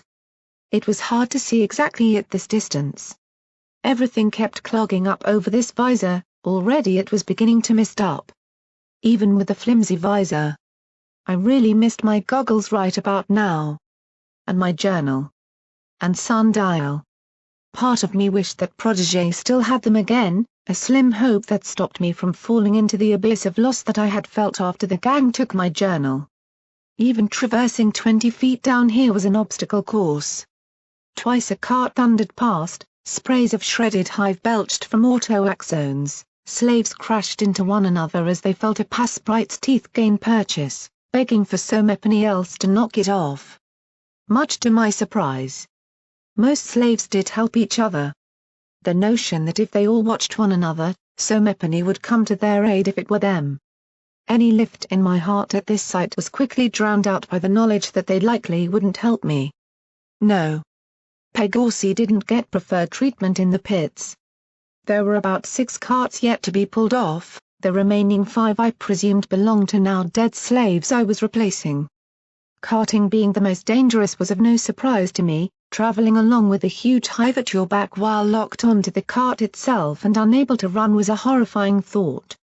Glancing behind me at the auto-axis spinning and whining alongside the conveyor, with half a dozen ponies galloping on a treadmill to power it, I saw the slavers were a little distracted for a second with controlling 2 poor ponies who were getting swarmed.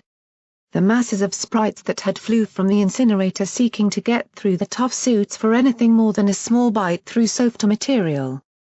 The thought of what would happen if I let this huge open gap in my stomach get noticed gave me the courage to crawl under the cart and try to do it up again. The movements had unthreaded it again. Oh no! Oh no! Fluttering sounded around me on all sides. I couldn't tell if one was nearby or not. Sweating, my hooves fumbled and struggled with it.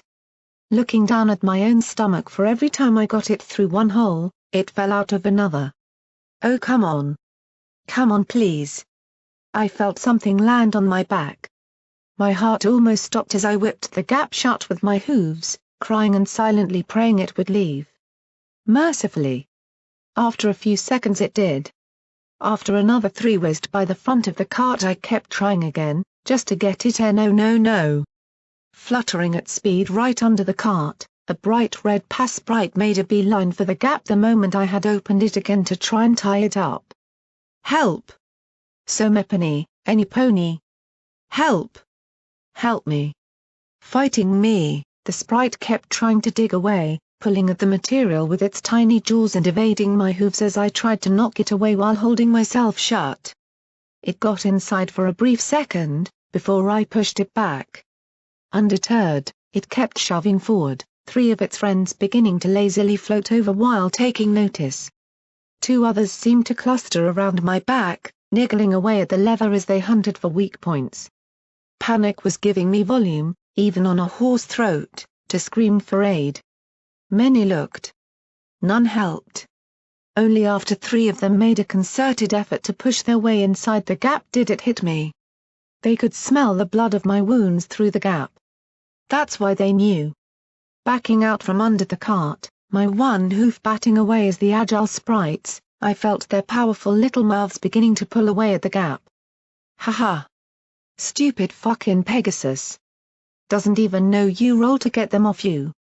The line was muttered in passing to another slave, clearly not intended for me to hear it or be helped by it.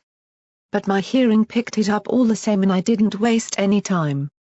Rolling frantically on the ground, I felt little crunches below me or heard the sound of them flying away to avoid being crushed by holding onto me. My wings ached from hitting the ground, I could feel the broken bone structures in them grinding and shifting away while my shoulder felt dangerously close to reopening the stab wound. Weather Vane was right. I needed rest, lots of it. But Philadelphia was not giving it to me. Amidst my mad thrashing to ward off the sprites, I could feel my body itself begin to wear and tire much faster. Pain built in the joints, the effort making my head spin and the air intake needed caused my lungs to burn. Finally lying still, feeling each breath in like swallowing shattered glass, I simply held myself shut and recovered. Gradually, slowly, I began to carefully tie myself up again, finally getting it far enough to pull tightly shut. Finally, I could breathe a sigh of relief. Until the hoof caught me around the head. Whiplash wasn't kidding, you are fucking useless. Get up, chicken. Get on the cart. Go. Go. Go. Each go was accompanied by another skull-wrenching blow to the head as Hive clipped me around the ear so hard it was almost like a straight-out kick. Cantering in pain ahead of her, I strapped myself in even as she berated me. Crying the entire time, shouting I was sorry and promising to be better didn't help her mood. Get moving. With a final slap across the flank, I took off with the cart, wishing I could wipe my tears under the hood and visor as my aching hooves pulled me onto the big earth ramp that circled around the pit into a higher level for the nest importing. Nothing she hit me with was particularly damaging in the long term, indeed after so long in Philadelphia regular beatings were almost expected, but as I whipped myself into shape and made a pull of the empty cart for the ramp, it wasn't the pain that made me cry. It was that every strike was a stinging reminder of my place in the world. The place I so wanted to change. But just seemed incapable of doing so. Every effort had only landed me lower. First in a harsh work in stables and now into a literal pit where I would likely die soon. Even as the bumping past sprites followed and toyed with me. Even as my throat itched from the growing ambient radiation down here. Even as my mind fought over which death would be worse. That one line of red eyes kept banging around in my head. It was stupid, illogical to think it should have happened. But I couldn't deny its significance and how upset it made me feel. She didn't save you. Working down in the pits, it turned out, sucked. It had everything a normal job in Philadelphia might entail. I was tied to a cart and given a simple route that, bizarrely, seemed to be uphill in both directions. Slavers watched us like hawks. Or eagles, in the case of griffin sentries. Any sign of slacking resulted in a sharp beat across the back or head, given whips couldn't penetrate the thick clothing to allow proper incentive. But the similarities ended there. Trudging on the hard-hewn rock was hell on my hooves for a start, but the sheer heat of incineration chambers all held underground in small areas led for a sweltering atmosphere. Adding in the thick clothing and unceasing hours of hard manual labor and it was a recipe for heat exhaustion that exceeded even that of Slit's forge. Around me, slaves sometimes dropped where they stood. A swift strike would either force them to their hooves again, or they would simply be dragged off. A single gunshot was usually heard following them. The pass sprites were a lethal nuisance. Small bites before a location was sealed or covered led to almost incessant yells of pain, creating an almost hell-like atmosphere amongst the flames and red rock. The punished were sent here to work off their sin in the eyes of their masters up above. Almost appropriate to the old tales of Tartarus one master had scared me with as a cult. He had told me that disobedient slaves were sent there if they caused any mischief. Guess he was right. Most of the pass sprite injuries come from the auto-axe wielders, who regularly got swarmed when slicing open nests to fit on the conveyor belts. Those of us on the carts, while noticed by less of the loose sprites, had a harder time dealing with them. Stop, drop and roll didn't work when you were padlocked to the cart itself. But the worst, above all, were the masks we wore. They were not filtered gas masks like the Slavers or powered containment suits like Hive. The only area to breathe through was a thin layer of cloth near the mouth that if you sucked enough breath in, you might get half a lung's worth. With the dry air and stifling temperature, that made things very difficult before my lack of air intake in general was factored in. The result was that while trudging up sharp earth and rock ramps and straining my back to pull carts laden down with nests, it felt like I was trying to breathe through a wet and sweaty towel being held across my mouth. Numerous times I crashed out, collapsing, believing I was dying while coughing up inside the sealed mask until a slaver would start kicking me to get up. Half-blind and unable to focus as my vision whirled and became little more than a red blur, I had struggled to keep putting one hoof in front of the other.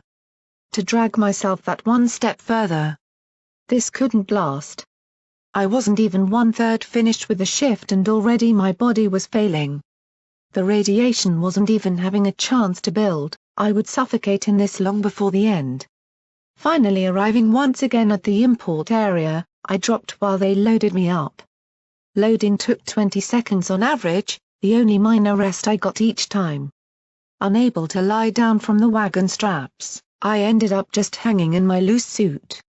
The loaders were heaving the great nests from covered wagons that had transported them from wherever in Philadelphia they had been located. Covered in horrible juices and sticky fluid, they stank even above the smell of smoke. The route back was up a ramp, through a mesh corridor into the main incineration chambers again and then down another ramp that ran in a circle around the conveyors to the ground floor. Once there, dump the stuff. And back up the opposite ramp to arc back into the higher import room again. It felt about as inefficient as it was. Hive had continually ignored me all through the shift. How was I meant to prove myself down here? What was the goal? All I was doing was dragging carts, things that I didn't have the strength for in this heat.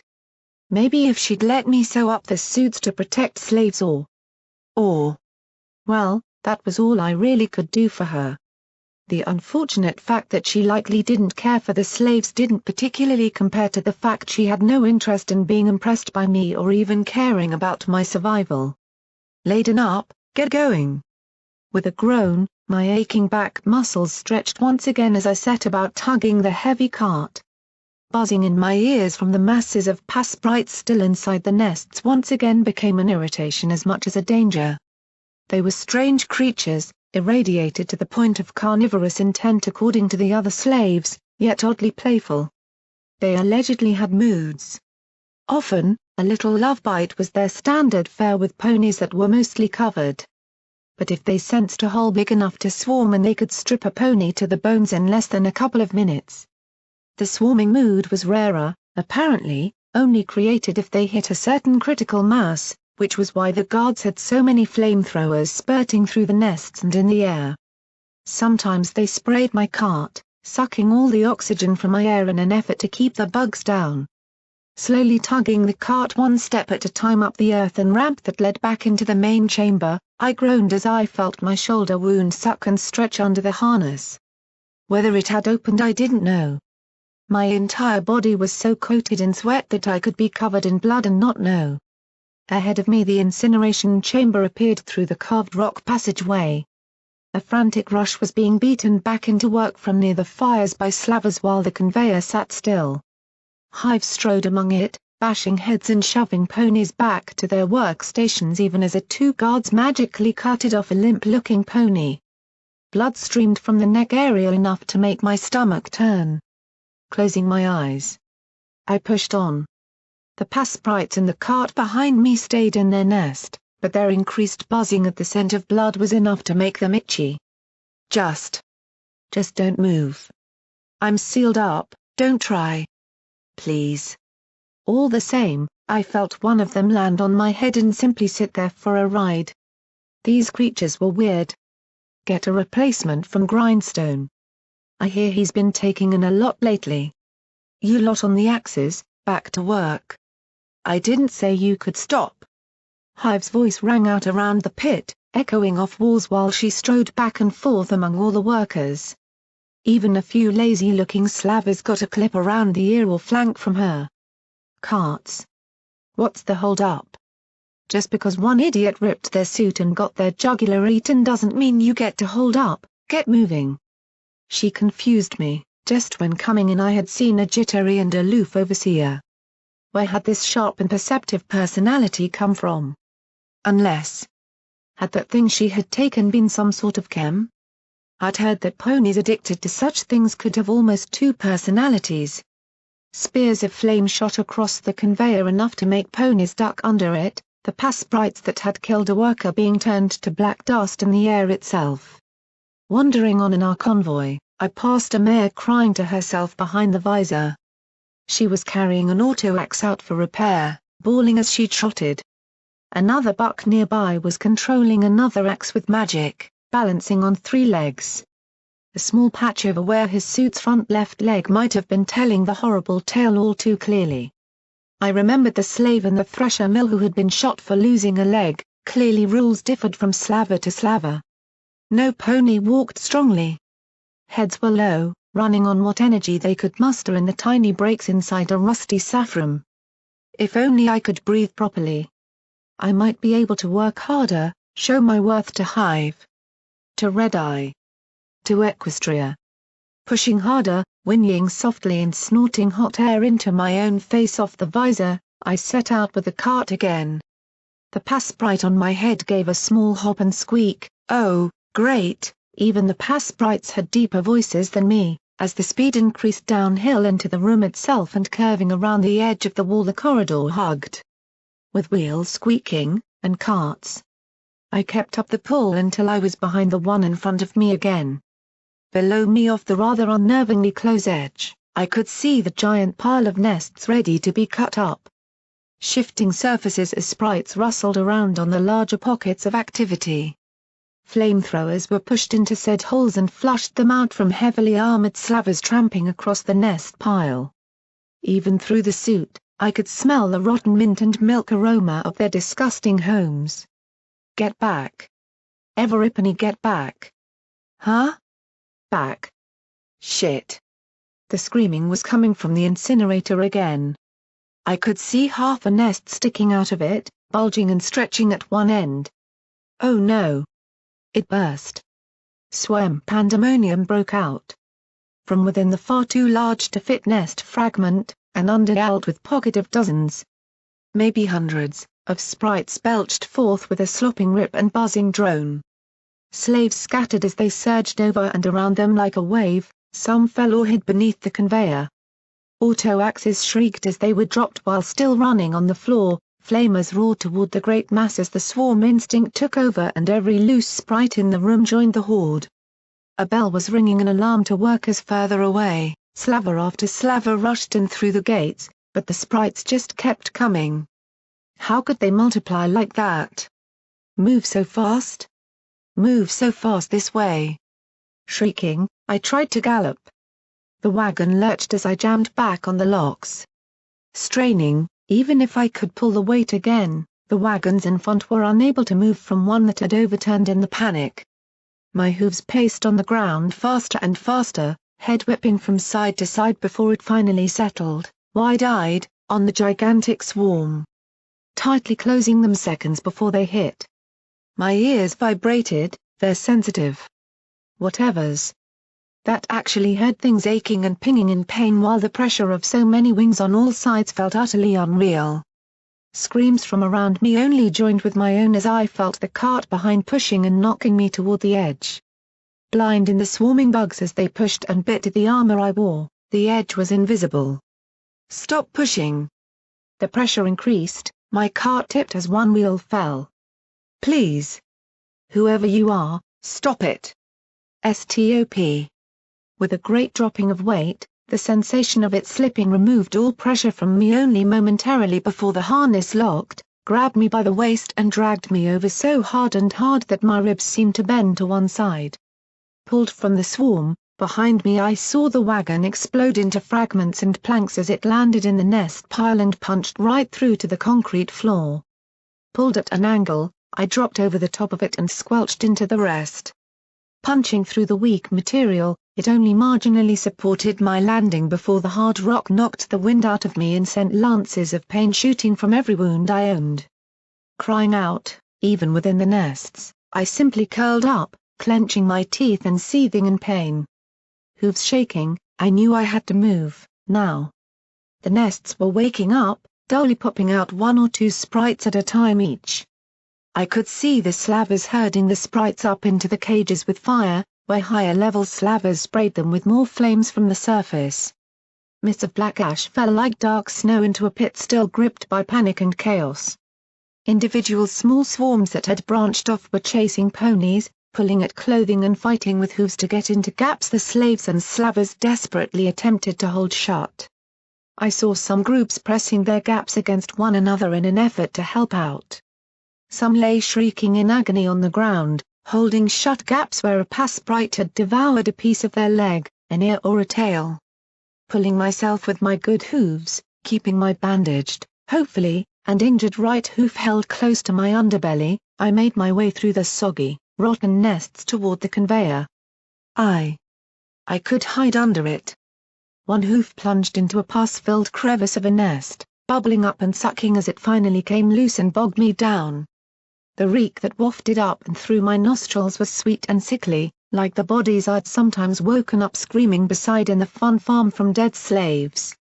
My visor was dripping with the stuff, the moisture getting through gaps to stain my hooves and clog up the inside of the loose suit. Every extra fold seemed wet and sticky on the interior. My own sweat, blood and whatever else had accumulated through gaps sending the stink nowhere but to me. Enough to make me want to. Oh no. My throat seemed to spasm, tripping forward, I dry heaved from a lack of food in almost a day once more. Trapped inside my suit, for once I was glad to not vomit properly, but it kept going. Finally falling free of the nests and falling on my side, the retching turned worse. My throat seared in pain as the copper taste entered my mouth. No, please no, just a while longer. I'll get rad away soon. It didn't cease. Staggering, trying to keep my balance, my hooves were forced under me again. The right hoof's injury stung and burned an infected pain as I used it after the fall. The shrapnel injury from the mines having only gotten worse, apparently. Eyes watering, I slipped or fell every few steps before finally rolling under the conveyor and pressing against a buck that was calling for his big brother to come help him. I could appreciate the feeling. But my words were naught but to send prayer after prayer that I be spared from the hell that was my new workplace.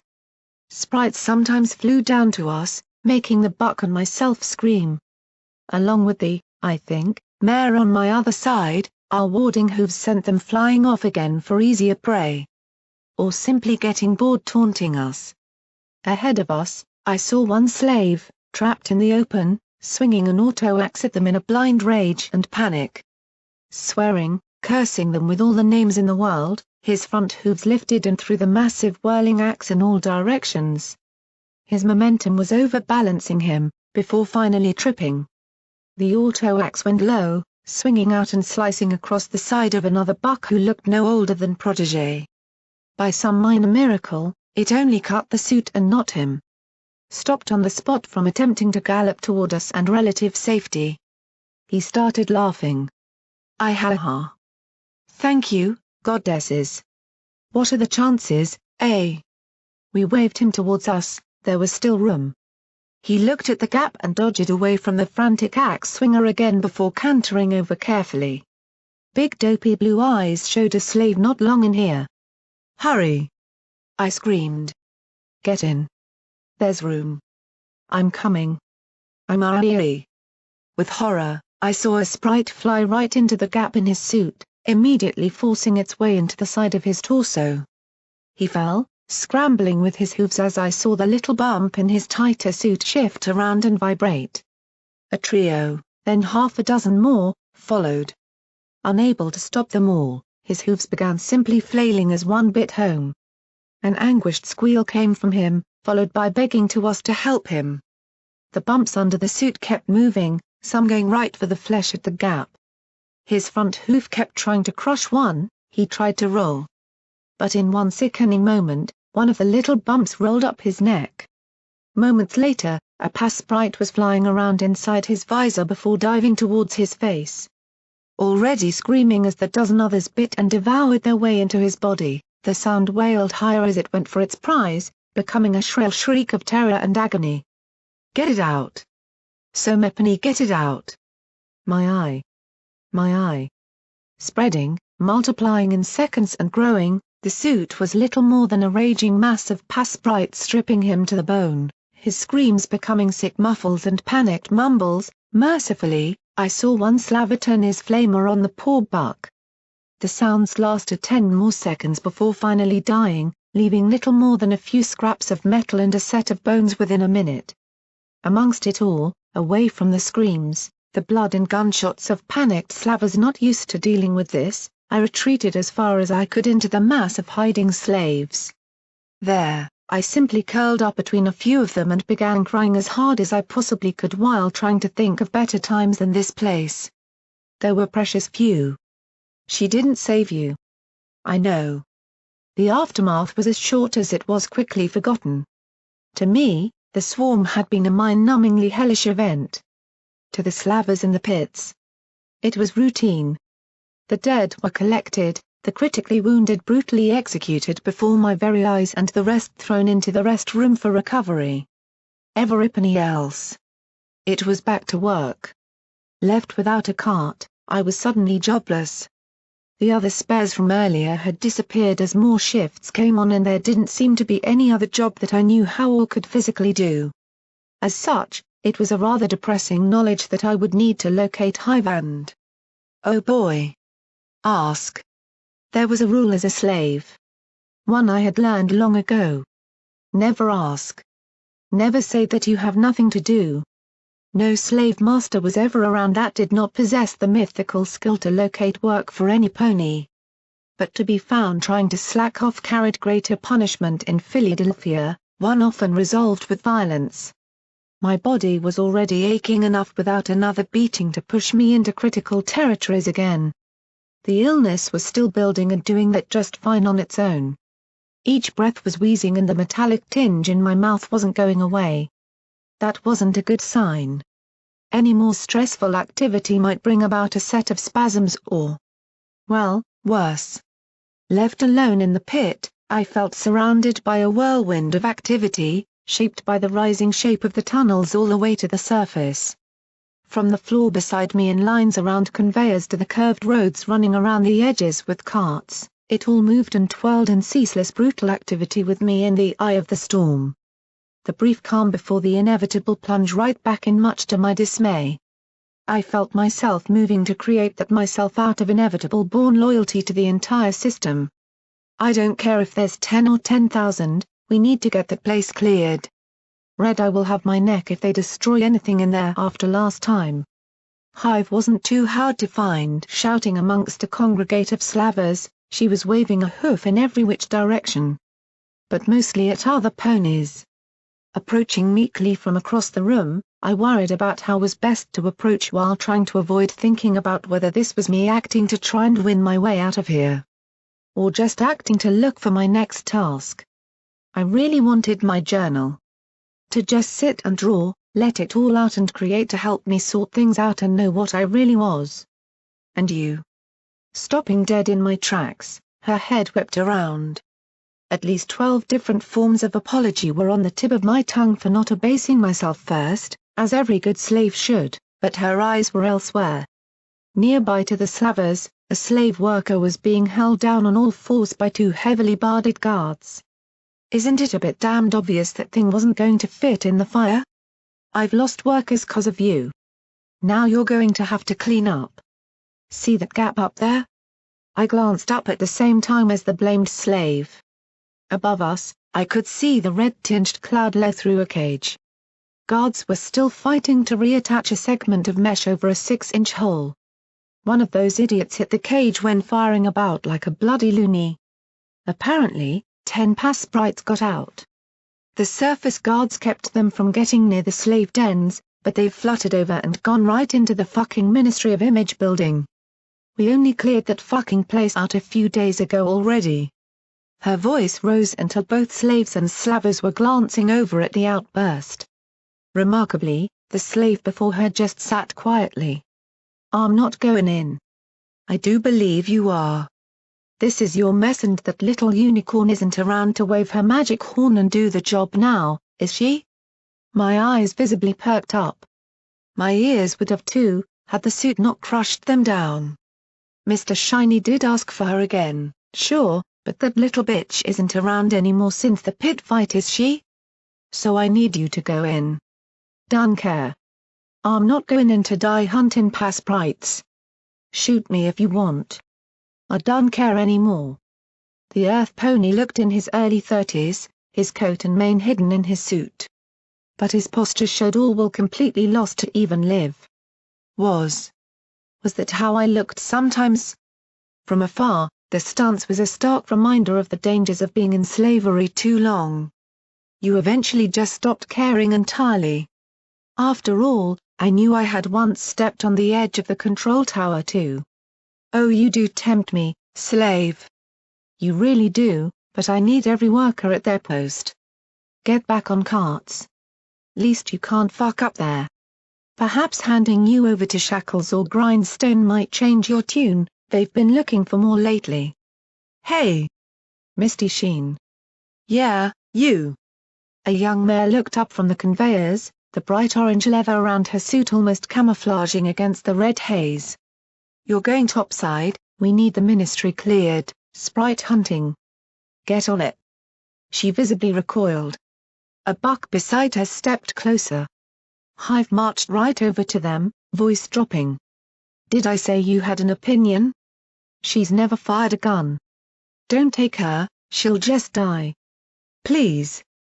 Oh, break my fucking heart, get out the way, loverboy. Unless you want to do it yourself." The mayor tugged at him, imploring eyes that he don't send himself in for the dangerous mission either. For crying out. One of you is gonna go.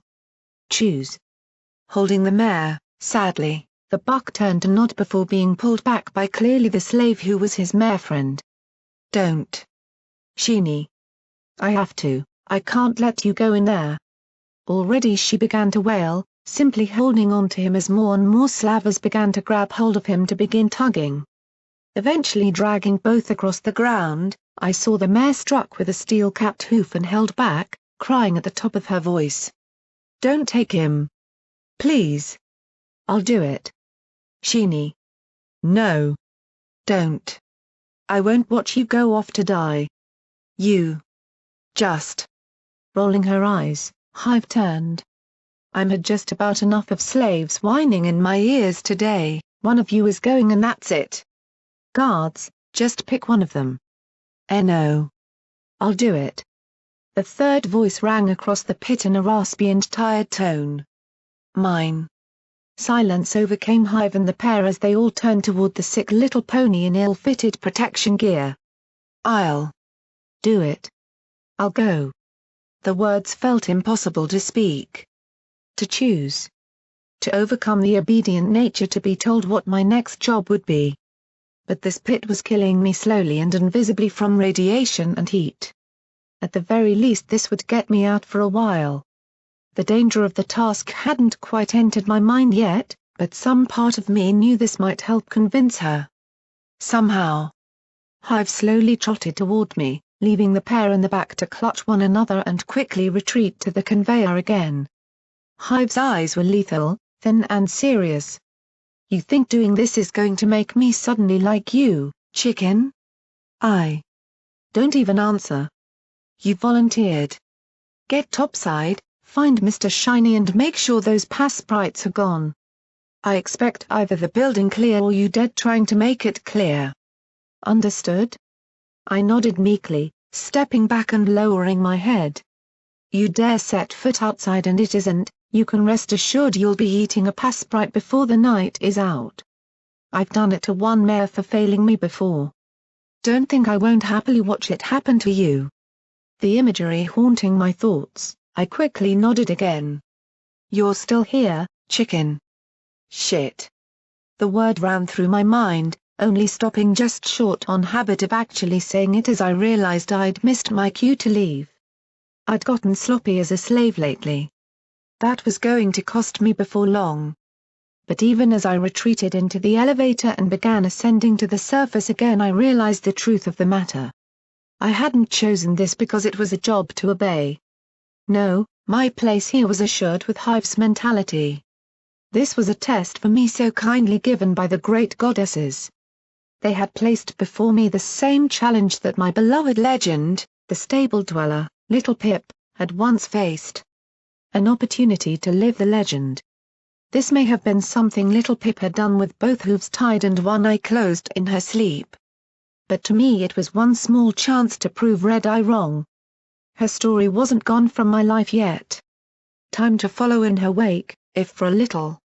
Limping, struggling and fighting with the headpiece as I went, my last legs out of the elevator to the surface once again were filled with frantic zeal to taste the sickly air once again. Virtually throwing the visor off, I braced my lungs and took a deep gulp of the dry air.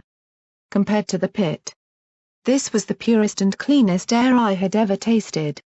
Despite the rattle of my throat and several stifled coughs, it brought a little light of escape to my mind. At least from the trial by fire down below. Spending about a minute, I simply sat and retched while I tried to get as much air as I could.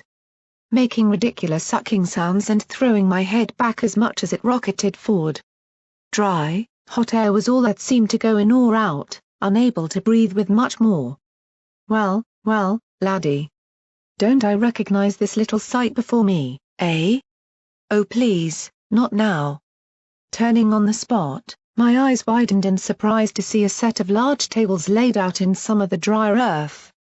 Wares, scraps of metal, threads and leather lengths rested beside old oatmeal and a few odd pieces of clothing. Slaves clamored around it, shouting and haggling with shouted voices while the tender, sooty morass completely ignored them. The earth pony had locked eyes on me coughing near the lift exit, waving me towards his stand. My eyes didn't lock on him back. They spotted the bright orange sachets on his table. Rad away. Heaving myself up, I made a sorry little limp across. All the wear and tear of injuries and work was just one dull ache all across my back and shoulders now, even as Sooty turned back to his clientele. I just sat on my rump in the mud to wait. Slaves bought strips of metal, leather and thread to maintain their suits. Pulling the bigger slave's pouch out, I took a look inside before having to hide my glee. 25 caps. They weren't worth too much in here among slaves, but ponies like Sooty and guards would still use them. Ahead of me, a mare dropped what looked like a book on the table, receiving a few strands of thread in return. Behind her, a buck wandered up.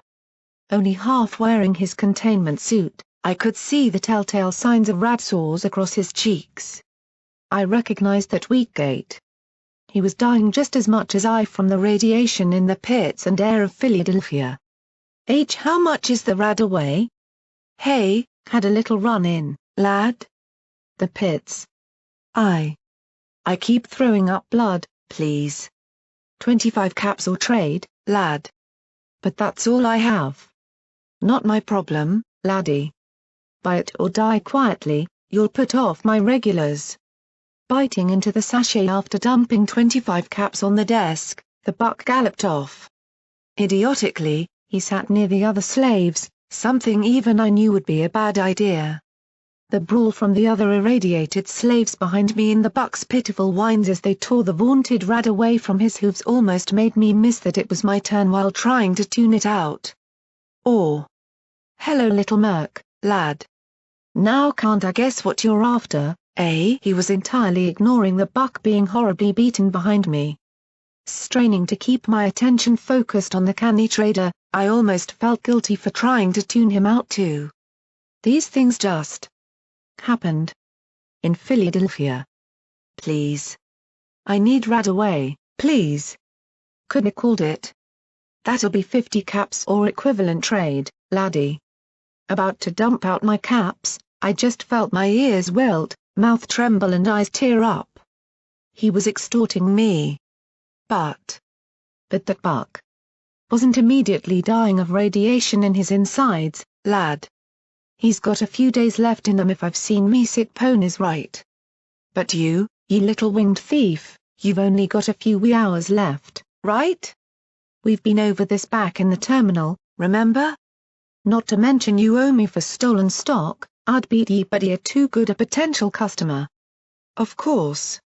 Could always put ye down for me other work, got a few clients been asking for something with wings. Sooty, please, I. In an almost identical repeat of history, my lungs seemed to swell and remind me that they were the exact reason for this sales bias. Staggering in front of his stall, I had to place my injured hoof on it to keep myself up. Sooty's eyes glanced to it even as I pulled it back in pain. An injured hoof too, now? Oh, come now, lad. You're just making this too easy for ponies like me to take advantage of ye. Why, I almost feel a little bit sorry for you. Oh wait. You're a thief. Well. There goes any niceness I might have had. So, shall we talk employment? Or do ye have anything else hidden inside that suit? So it had really come to this. I was being asked to literally sell my own body. To give up the one thing that in some way belonged to me. No. There had to be a way, think, Murky, think. Looking along his bench at the plates of metal and leather. One idea gradually and horribly began to slip into my mind. I didn't like it. Oh no. I didn't like it one little bit. My suit. Oh? I'll sell my suit. Welling up, the risk factor seemed certain of choosing passphrite death over sickness.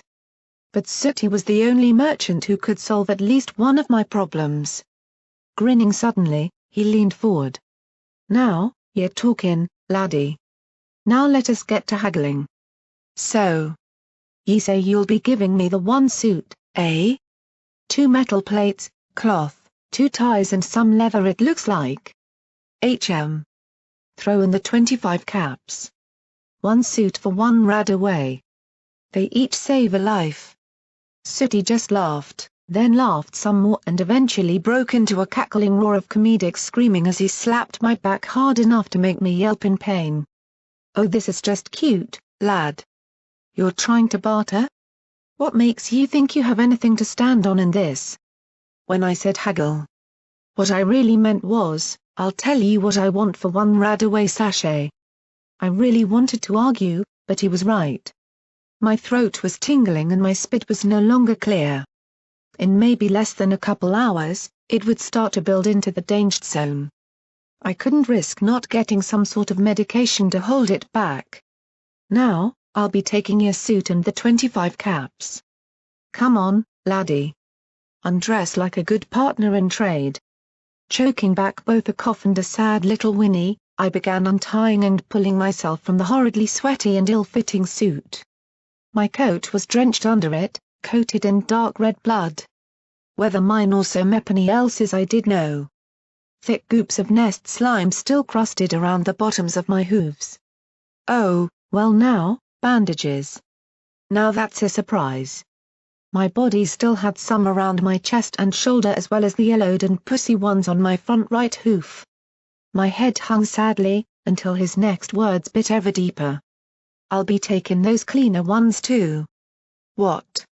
Truth of the matter is, little Merc. I can ask what I want. Name any price. You have to take it to live. The very definition of over a barrel, me friend. You are not my friend. But for all my defiant looks. Sooty just motioned with his hoof to the bandages. Strip 'em off, lad. I got customers that might want them. It felt terribly slow. Not entirely painful but making me feel horribly vulnerable. The bright pink and red welt on my chest from Protégé's bullet seemed to throb and sting in the air, while my shoulder revealed that it had slightly opened. Even looking at it made me wince. The memory of a foul, frothing raider holding me down and plunging that wicked knife into my shoulder still haunted my thoughts. It was all proving too much, my eyes were already dripping as I handed over the thin strips of bandage. The only one he didn't want was the infected one on my right hoof. And I think I'll take a few feathers too, there. A bit of decor for me braids, you see? His hoof toyed with that grey mane, the beads and the braiding clicking as they struck one another. It began to break over, proper tears as I felt all slave eyes on me. The little Pegasus being stripped of everything he could be by one trader in exchange for one tiny sachet worth less than 30 caps. Whimpering, I reached back with my teeth to my right side. At least after the raiders pulling my wings yesterday, had it really been only one day ago? It was hard to tell. My wings would be symmetrical. That was no comfort. Yelping on each pull, I yanked 4 feathers free to hand over the table. Sucking in air, despite my hatred of those dead wings by my side bringing so much hurt and no benefit. I couldn't help but feel an intense sense of loss to willingly pull even small parts of them away. I didn't know if feathers even regrow or not. Almost chuckling with delight at his large haul, Sooty set about placing my feathers into his mane immediately and laid everything else out on his table alongside pocketing the caps. Standing before him, shivering and crying, I just waited for him to finally hand it over. Hee. Finally ye learn, lad. Well, here's your side. Enjoy. The Radaway was finally handed over to me. Leaping forward, I almost hugged it to my chest to prove that it was really in my hooves. Without another word to the gloating trader, I glumly trotted off to the side with the Radaway in my mouth. The pits cast more smoke around the muddy field and broken concrete that I hoped to find somewhere secluded to drink my Radaway. Cry a little. And then. Something. I'd do something. I had to. Every advantage I had was gone. The pits would tear me apart, they almost already had. Now. To see about making sure I never had to go back. One visit had been brutal enough. Guided by the gruff nods of Hive's guards on the surface, I made my way to the Ministry of Image. Apparently one of the buildings near the edge of the pit fields. As I slipped and slopped my way through the muddy fields surrounding the pits, avoiding trampling ponies, my mind briefly wandered. Brimstone Blitz had said something about the ministries. As had Weather Vane. Many ponies across my life had mentioned them, talking of how they ran Equestria or in more strong opinions like Brim's, destroyed Equestria. Sundial, it seemed, had worked in the wartime ministry himself. But in all my life, I'd never seen one for sure. Mostly due to a lack of being able to read signs. Having Brimstone or Glimmerlight around had made things so easy. Hey, you! Pegasus. Stopping dead at the sharp words, I almost felt confused when they were interrupted afterwards by a hacking cough. Turning on the spot, the Radaway hanging in my mouth, I saw a bruised and bleeding figure limping his way toward me. It was the buck who'd had his own sachet stolen. Lucky you. Radaway. His eyes were full of almost lust and mad determination. I recognized them. I'd once seen them in my own eyes in the desperate struggle to stay alive day to day in this wretched city. I think I'll be taking that. No. Without even waiting, I just turned and tried to run in a blind panic. The buck's hooves kicked up earth as he hurled himself to land atop me even as I curled around the sachet. He wasn't getting my Radaway. No pony was. It was mine. After all that it was mine. Give. Me. It. Go away. The sick buck seemed to turn aggressive, trying to shove me away and tear it from my hooves in selfish greed more than nasty thoughts to harm me. I could smell the result of a long life in Philadelphia off of him, no doubt similar to myself, but tinged with an infected reek from the mass of rat sores across his face and hooves. I need it more. I'm in the pits every day. I won't live a day. Keeping it held tight, his greater earth pony strength was prizing me away, gripping it between his hooves.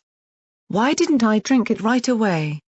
Why did I always have to try and run and hide? We pulled on it, my mouth and good hoof against his two stronger front hooves. Muffled by the sachet, I tried to plead to him. Reese. Ust AO for it. Pop. Splash. The orange liquid splattered, the majority falling down to soak into the earth. Huffing, the buck stamped his hoof on my chest and cantered off immediately without so much as a glance at me, muttering about what I made him do. Clutching my ribs in pain, I simply stared in abject shock. The orange lifesaver was draining into the earth quickly. I had to. Bending down, I crammed as much of the earth inside my mouth as I could, using my tongue to hold it around my teeth and sucking hard. Grainy radaway slid down my sore throat. Clod after clod of earth. Choking and fighting the urge to throw up. I collapsed to the ground. A lot had gone down. Maybe half of the packet. I had given everything. And even then I hadn't got all I was supposed to. Teary eyes looking to the clouds above, I begged of the goddesses. Is this some kind of cruel joke? For a few seconds, I did little but lie there, holding my bandaged hoof closely. The illness had died back a tad from what radaway I had gotten. Enough to last perhaps till tomorrow if I didn't go back in the pits again. Part of me was wishing for symmetry to appear. To help me up again. Like Glimmer had in the mall. Please. Symmetry. After 20 long and silent seconds of lying in the mud, the thought was beginning to solidly drift home. I really missed my friends. I missed my things. Right now DJ Pon 3 might have said something to inspire me or hear one of Sundial's reassuring messages of happiness while I was down lower in the pits. I missed my journal and the self-confidence and comfort the freedom of art gave to escape the harsh reality surrounding me. That was I trapped in Philadelphia, likely, for a very long time, under the shadow of a terminal illness that made my life worse just in an effort to stay alive. That I had masters who hated me, other slaves who loathed me and a dream that was being crushed daily. Why couldn't I just be like everybody else out there? Not wanting to move, my body curled up in the mud, sucking in air enough to properly cry. To weep in a way I hadn't since that last night cowering in my pigsty back at the fun farm. It had been a wild ride since that one beautiful moment when I had learned to choose. Unceasing danger, galloping around and enduring pain. I tried to escape twice. I had almost died, well. Who's counting by now? But it all just kept coming back to this. Ponies came and went. Some stayed, some left. The mare had been in my life only to disappear. Brimstone had escaped, likely never to be seen again in my lifetime. Sunny was with the master. Even Sundial had been taken from me. Glimmer was with Protégé still, at least. But my path back to her was being stopped. I wanted her around. To hear her cheeky jokes, for her to tease me or ruffle my mane. I wanted my big sister best friend forever back. Even through the depression, part of me was trying to kick my rump and say that this job could bring her back, that if I impressed Shiny enough he might talk to Hive. Be like little Pip, Murky. Do what she did. Prove you can. But they were the voices of hope, dreams and daring bravery. Each of which had been gradually stripped from me in failure after failure. Better to just lie here and wait for some slaver to shout at you, to order me that I could just fall back in line again and not think about anything. That way it wouldn't hurt so much.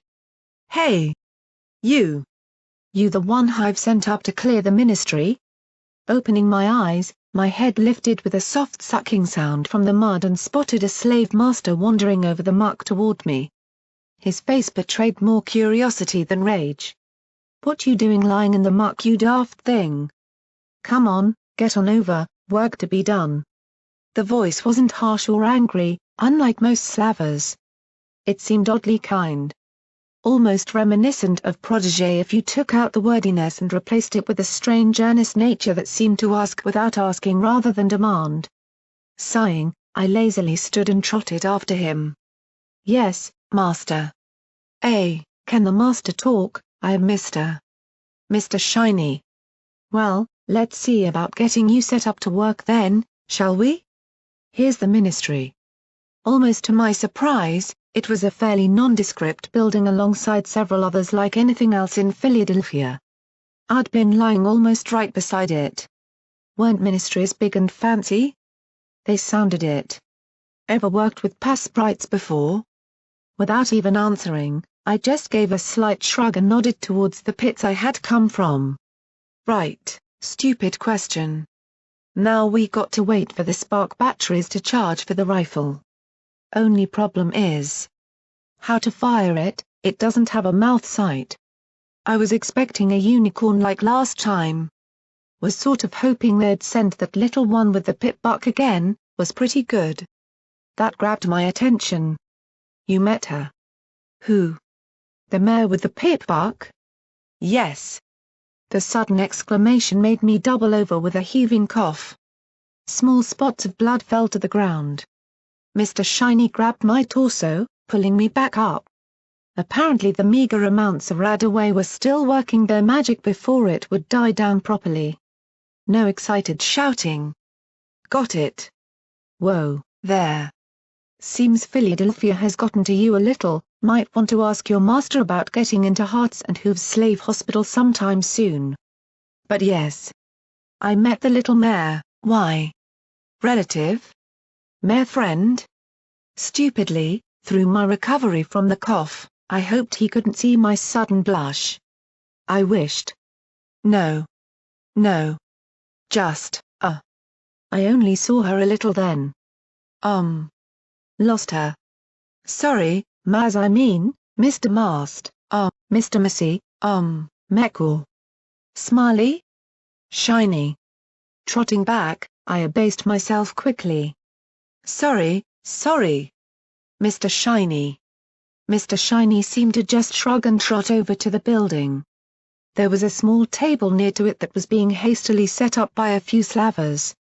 A rather makeshift magical energy rifle sat on it beside a few spark batteries hooked up to an odd contraption involving a lot of gemstones. Whatever, let's just get you readied up. Didn't they give you a suit? I nodded lightly, trotting over and sitting obediently nearby. Right. And it's not on you, because? I used to have one here, but we didn't exactly expect to have to clear this building again. I kinda lost mine. Mr. Shiny stared at me for the longest time before sighing, clearly already checking me off in his head. Now, we've got at least 10 past sprites in there. The last mare took on 50 or so and managed it, so hopefully this shouldn't be a problem for one slave to do, suit or not. Just stop, drop and roll if they get too close. 10 shouldn't be able to swarm you. Mr. Shiny was surprisingly friendly sounding. Although it was clear that he was still a slaver and expected the work done as much as any other. Looking sideways at me as I tried to figure out how to hold the rifle, he even smiled. The grin seemed dead inside, despite the pleasantries. Often wondered what became of that little mare, so busy getting things done with hive and the like breathing down my neck I tend to miss things. Eager little thing, though, about the same size. Perhaps age as you? Again, I lightly nodded. Right. She'd done 50, I could do 10, right? Just point and shoot. Had that look in her eyes, determination and spirit. What am I saying? Probably just trying to get on our good sides here in Philadelphia. Wouldn't be the first to try and join the ranks from slave to slaver. Damn few that ever make it though, there's only one in recent memory, I think. My thoughts drifted to City Morass. That slimy trader likely had his eyes on that goal too as soon as he had enough dirt on Somepony with authority. Now, the rifle doesn't have any real kick so Somepony your size should be able to mouthfire without any trouble low power energy, so 2 spark batteries. 20 shots should be enough. What? What if I miss? Find something to blat them with. The mayor used a bag, I think, to capture them. You'll figure something out, I hope. Are you sure I can't get another suit? That mirthless smile turned to me, before Shiny shrugged and began strapping a small saddlebag to my side, probably to sweep up the ash into. Sorry, kid. I don't make the rules. You lose the one you were given, you don't get another. Hive would know, she always does. On those damn indals you can't slip anything past her. Look, do it quick enough and I'll see about getting you something for the trouble, off the record. It's a lot off my back if this place is cleared before Red Eye finds out his presses are infested again, so you could do me a real favor. Something for my trouble, huh? Perhaps a letter of commendation? Did the chain of command work like that? Ugh. For a scrap of paper and some charcoal so I could organize this. I had to figure out how to get on Hive's good side and then survive the remainder of my shift still. The problem, of course, was that if I spent too long in here, my only support from Mr. Shiny would be lost. Whereas if I tried to finish quickly and please him, the pits would likely be my return destination. Being down there any longer was a death sentence in and of itself without a suit. Why was nothing ever easy? Ugh. Why was nothing ever easy? Crying, sweating and bleeding, I galloped down the metallic hall, screaming at the top of my lungs in sheer panic. The almost empty energy rifle swung madly where I had pushed it through my saddlebag straps. Behind me the small swarm of sprites surged toward me at a frightening pace. Rounding another corner of another infuriatingly identical, to illiterates, junction, I gave it my all. All I needed was an open door. My shots had been pathetic. Missing almost every shot I had been given in my first charge pack and all but a few in my second. One sprite had been hit. The rest had converged and flown after me for daring disturb their rest in the rafters of a storage chamber. Since then it had been a dangerously tiring game of tag around the ministry building. I'd galloped through offices, collided with heavy terminals and knocked over shelves containing enough books to keep Protégé grinning like a kid until the second apocalypse. Tragically, obstacles on the ground, I had discovered, had little effect on flying creatures. The low buzz became louder as they rounded the same corner, 20 feet behind me. Pushing my skinny little legs as hard I could, I made for the closest doorway I could see. What sadistic idiot would lock them all just before a balefire war? And prayed it was open. Pulling with all my might on the mouth grip handle. It didn't budge. No. The sprites whizzed toward me, little mouths chomping open and closed. Already one had nipped me on the neck when it had ambushed me through a ventilation duct in the chase. The pain had been sharp and brief, but a horrible reminder of the reality should they catch me. Come on, door. It wasn't shifting. In sheer frustration, I bucked it. Only for it to swing open. Oh. Right. A push door. Well, excuse me for not being able to read you arrogant pre-war aristo-watsets. Hopping through, I swiveled and pushed it back shut again. Really? I should have known. Every door in here had been a push door thus far. Dull thump sounded on the far side. Before the buzzing ceased. I'd bought myself a little time. They would find another way, I was sure of it. Spilled among dirt or not. That radaway had likely saved my life for me to be able to keep up that gallop as long as I had on a wheezy throat and swollen lungs. Catching my breath a second, I slowed down, turning to the area I had entered. A security corridor of some sort, but it was wrecked. An upturned desk warped from some sort of heat or energy lay on the floor next to a wrecked terminal lying on its side. The drawers lay open, 3 bottle caps spilled on the floor. Beyond it I could see a smashed turret still sparking on the roof. A few dots of ash were spotted around amongst a mass of energy rifle scars on the walls and ceiling. Eventually it began to all stick together. This had been her work. It was all so obvious. She'd come in, used the desk as a shield from the turret, likely hacked it from the terminal using her awesome pip buck and turned it against the sprites. That'd explain the marks on the walls from magic energy shots. As if little Pip would have ever missed or had to resort to brute strength, huh? A hero such as herself probably didn't even break a sweat. But oh, the feeling. To wander amongst her handiwork. A small surge of pride and satisfaction to see the results of her passing once again. She'd been here. She'd been here. She'd been here. After a few seconds, I figured that prancing around the room on an injured hoof probably wasn't the best way to let it heal. Apparently Little Pip ranked higher than self-preservation on my mental priorities. At least I could. Sudden shock overtook me as I sensed motion in the air behind me. Spinning, reaching for the energy rifle in vain hope. I didn't see any sprites. Not any organic ones anyway. It was a sprite bot. Metallic, rounded and floating silently, a big screen on the front of it lay dormant as it seemed to just stare at me. After a second or two when my smile had faded, it gradually floated off in a rather wobbly fashion down the corridor. I really hated those things. Creeping up on you. Acting randomly and then just buzzing off. Scooping up the 3 bottle caps she had left behind, so charitable.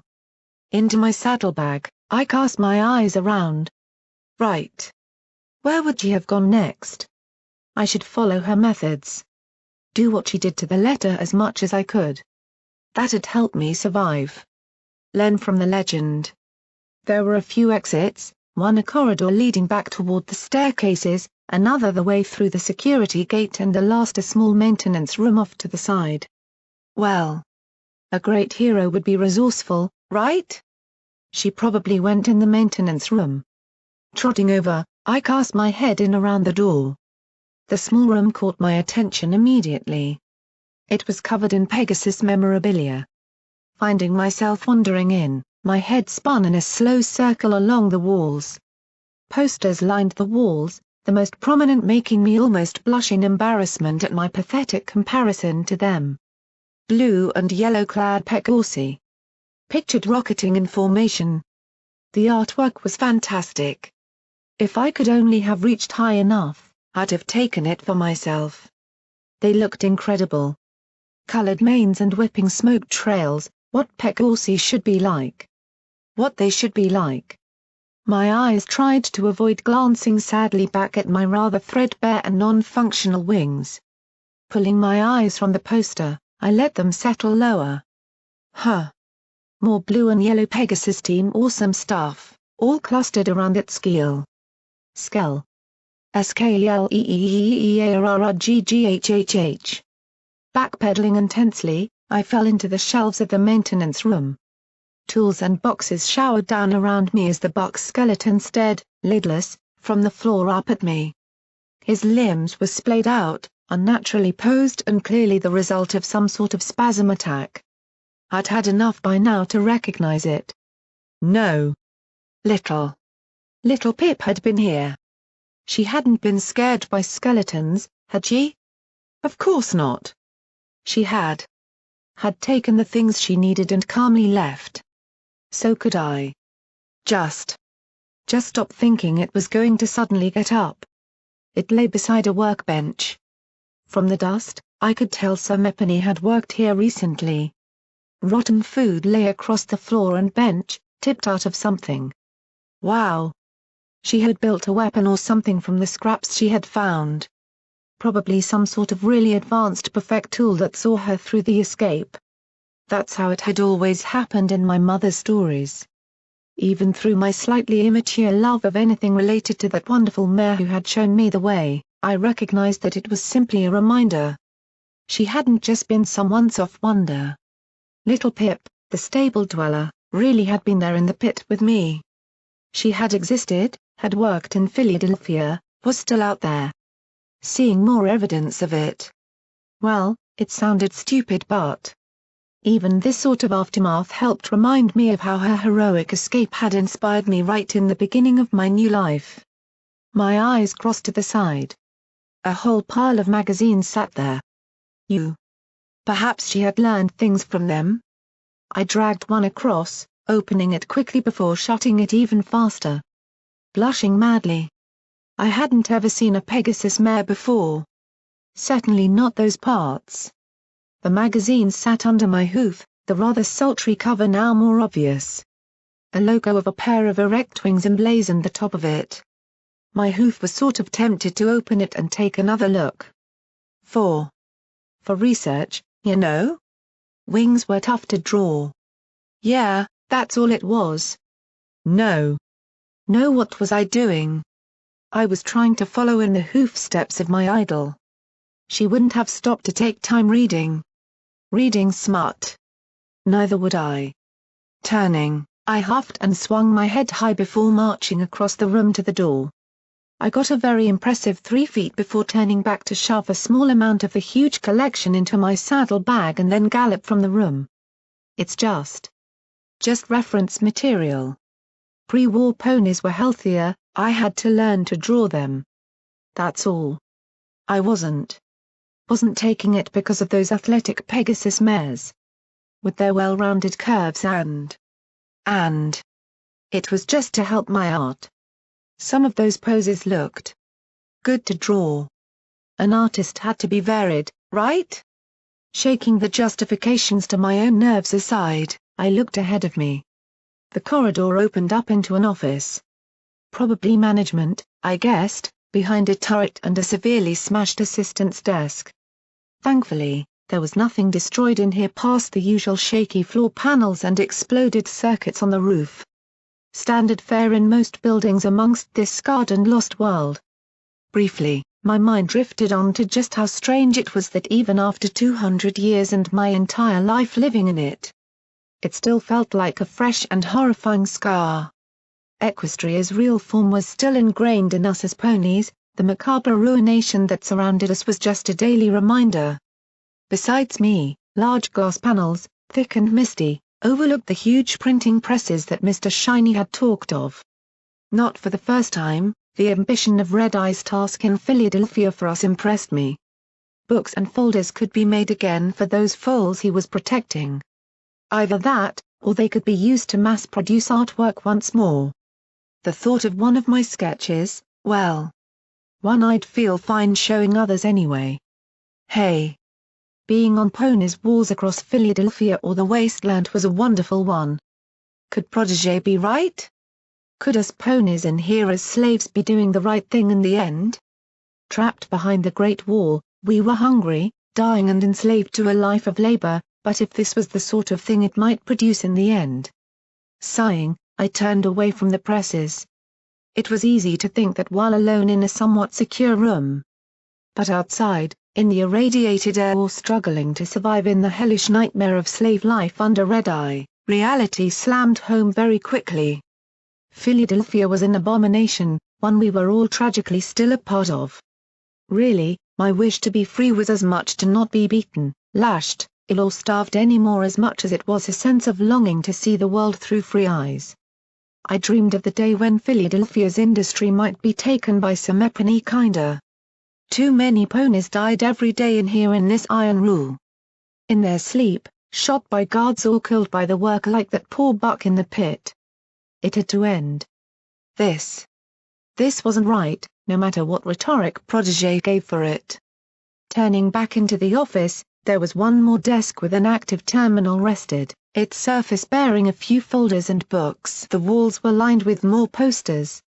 A lavender pony was pictured with a sparkling book, another showing war technology. Amongst them all, I saw those same 6 mares. I wished I could keep remembering their names. Rainbow something. What was it? The only one I invariably remembered, and likely would for at least another 6 rebirths, was, of course, Pinkie Pie. Her toothy grin stared at me from across the room. Around her were a number of happy-looking sprite bots. No doubt it was to try and sell the idea to a populace. To reassure that they were always watching you. Well, they certainly had managed it. As if those creepy eyes looking at me down the left-hand side of the poster weren't bad enough, thanks to that sprite bot earlier, hadn't I saw one before that close in the fun farm too? I certainly did feel like I was being, well, watched. Sighing, I made my way to the desk, passing by the Pinkie poster and hopping up to stare at the terminal. As if I could ever do anything to these. Little Pip had probably activated something really cool or solved some mystery from it, best not to touch. Not like it could actually help me anyway. What was a terminal going to do to kill past sprites? No. I instead glanced at the book beside it. It was a scrapbook of sorts.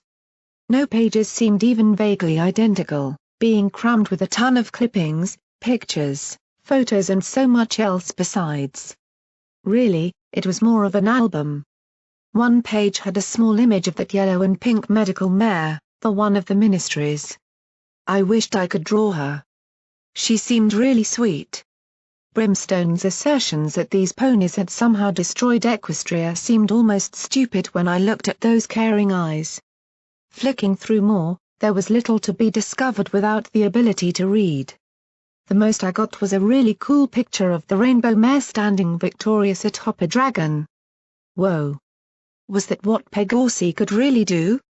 The huge beast looked dead, its hide the same color as Brimstone's coat. I placed the book back down carefully. Clearly, little Pip hadn't spent a huge amount of time here. Really, there was little but odd memories of the past.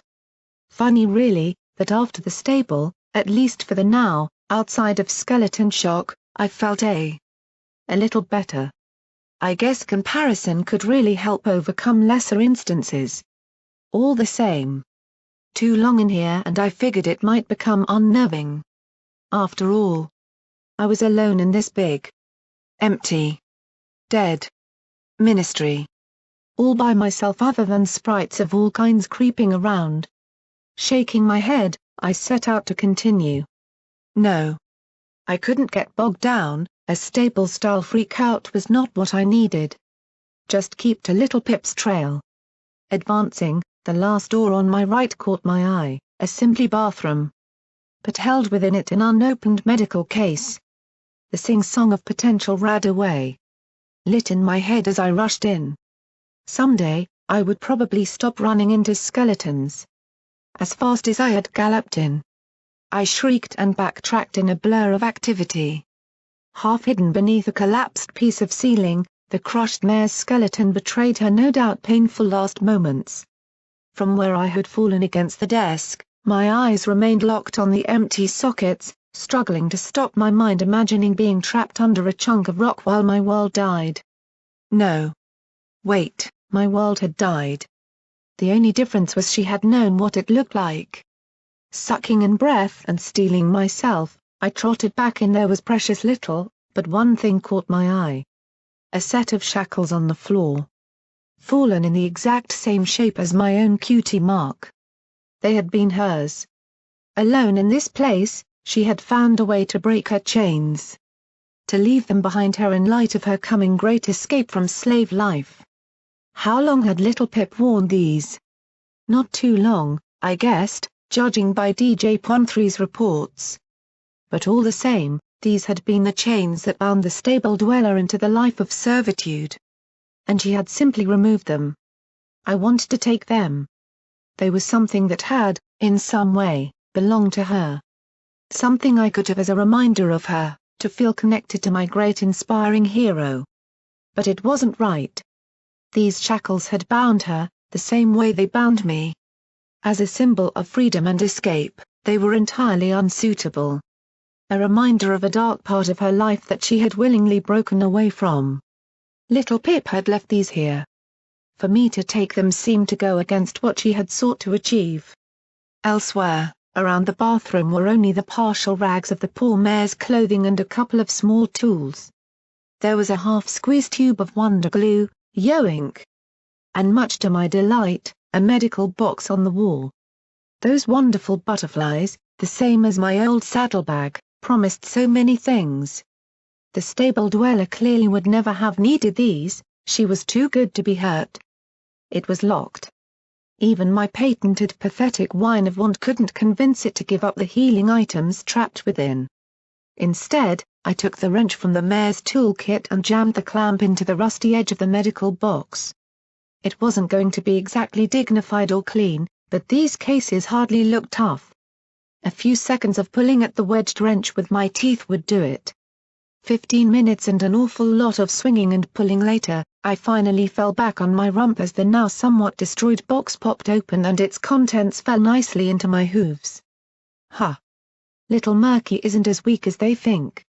My grin turned to a moan as my loose tooth made its presence known from all that pulling before I looked down at the one item the case had contained. A packet of sweeties? In my hooves was a little tin box marked in bright colors. I could hear small mints or something tumbling around inside it. I couldn't lie. It was somewhat anticlimactic. No wonder little Pip hadn't bothered with this here. What would she ever want with a few little sugar sweeties in the middle of her busy life being a hero and all? I propped the lid open. Hey, perhaps a little sugar energy would keep me going. The little white tablets certainly looked tasty. Upping the tin, I raised it to my mouth, ready to down every single one of them. Krrsh. Stopping as my ears picked up the odd sound, I poked my head out of the bathroom instead. I could have sworn that sounded like an event grate falling to the floor. Down the hallway, I could hear the fluttering and whimsical wisps that betrayed the location of past sprites. Oh shit. This was a dead end.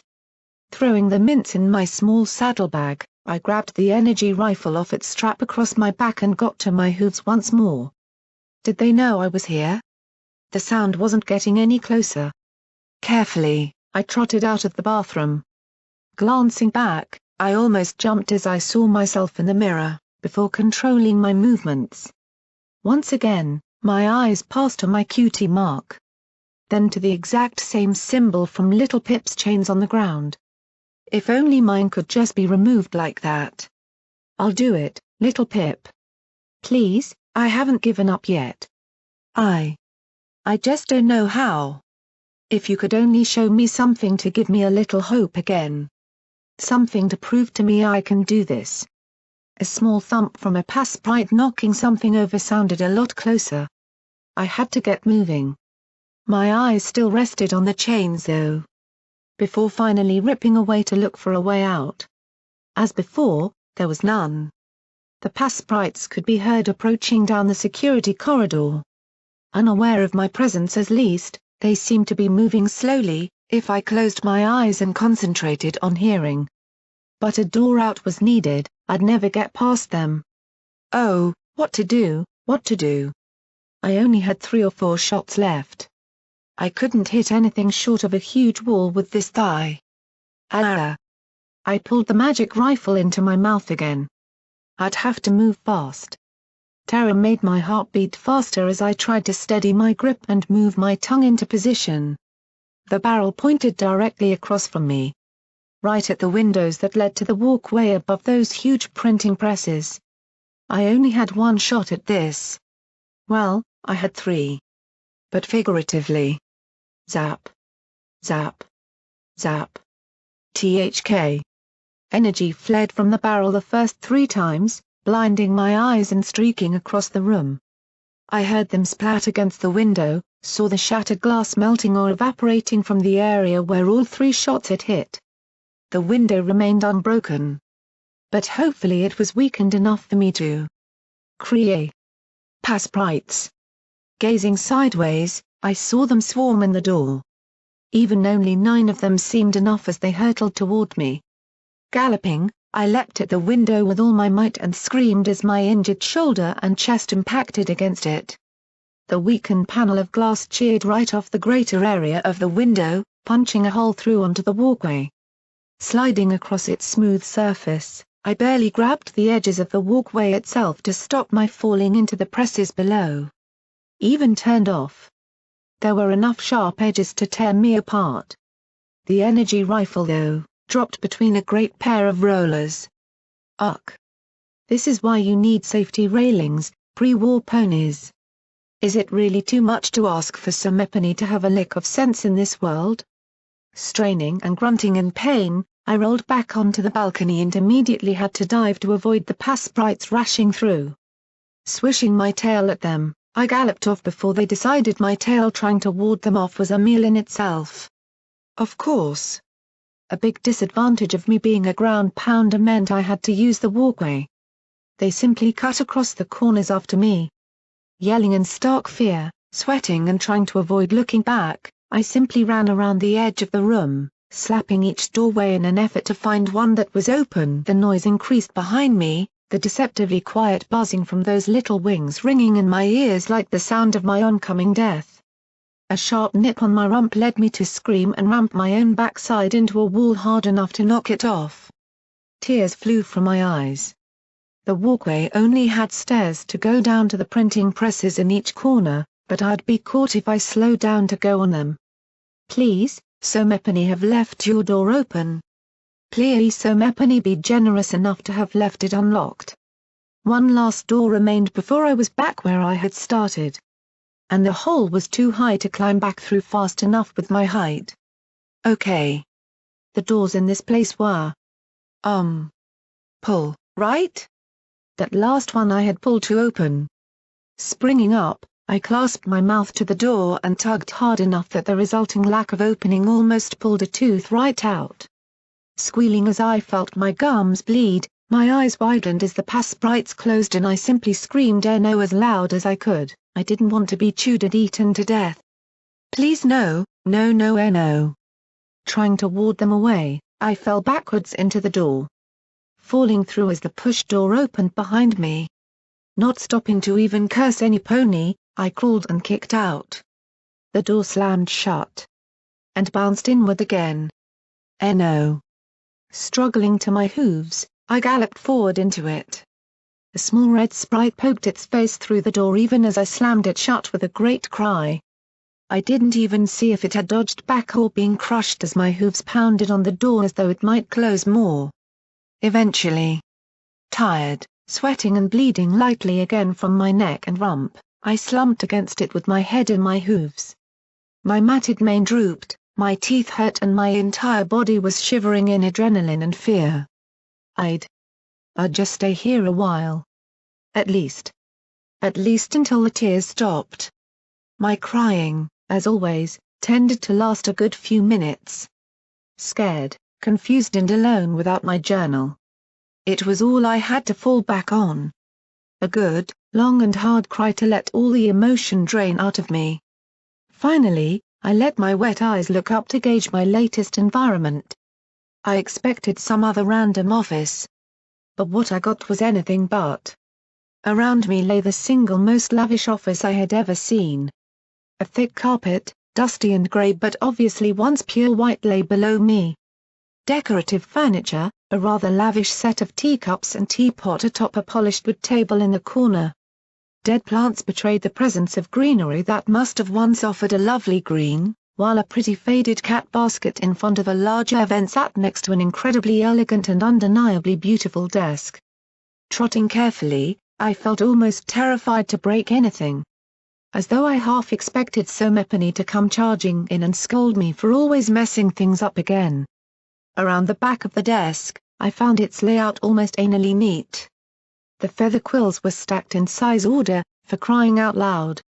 Either Somepony had one heck of a thing about cleanliness or it just hadn't ever been used. Investigating the boxes behind it revealed little but old documents beyond my skill to read or a few pieces of fabric. Instead, I carefully began to peek through the drawers. Smooth and quiet, they slid out like they ran on silk. Even the minor noise of the first drawer felt like an offense to how well ordered the entire room was. Truth be told, in my filthy and sweaty state, I felt rather undressed for this area.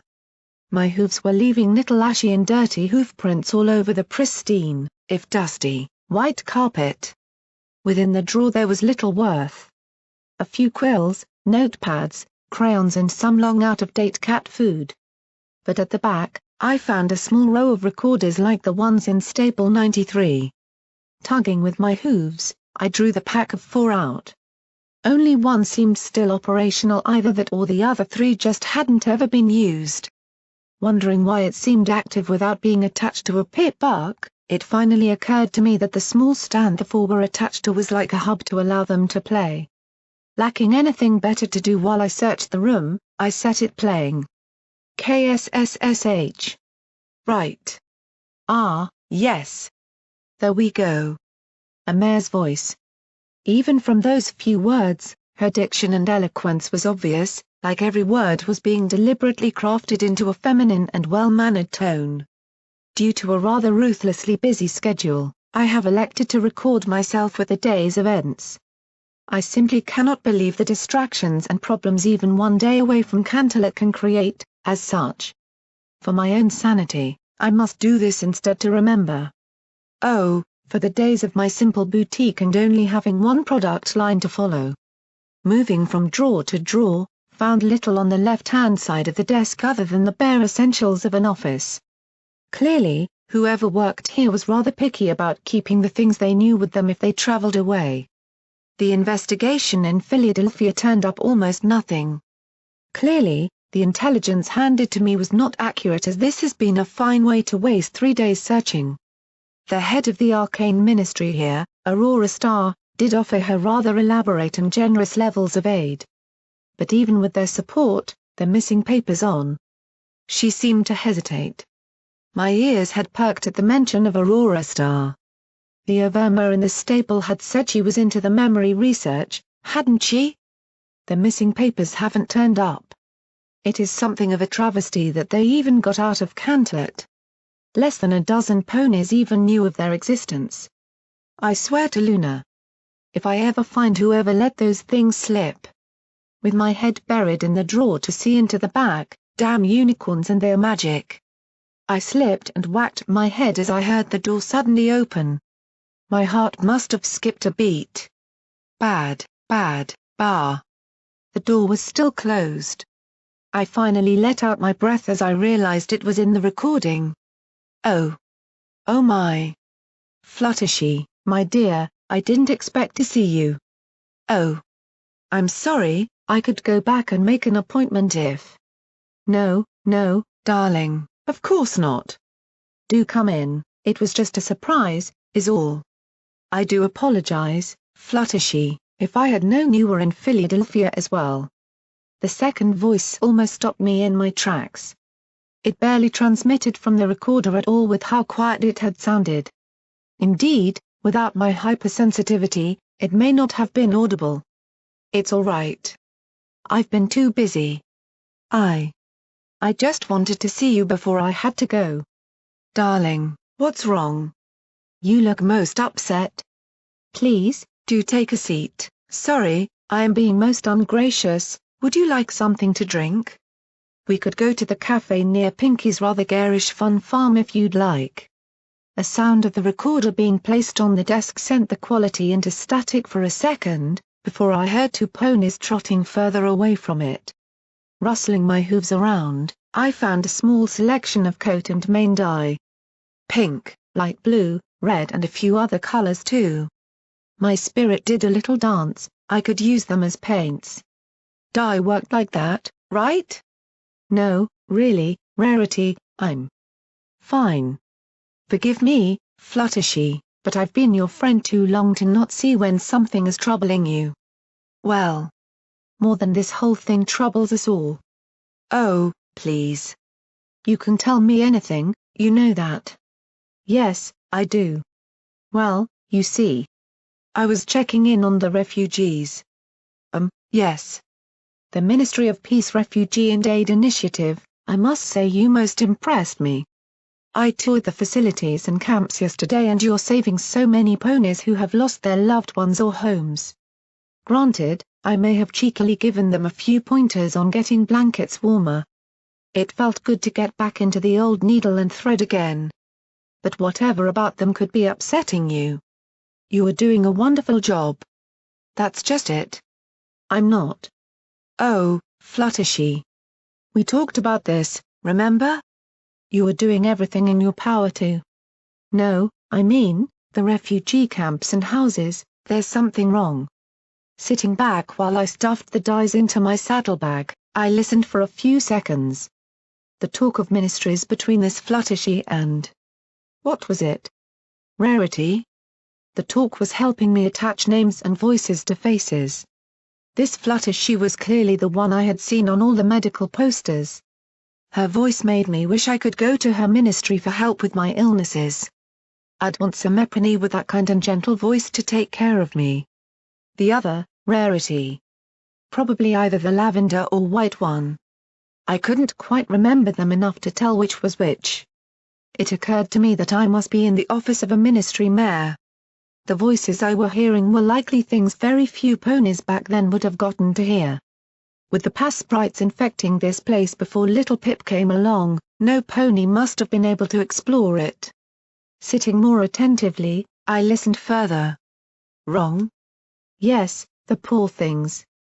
There are refugees going missing, Rarity.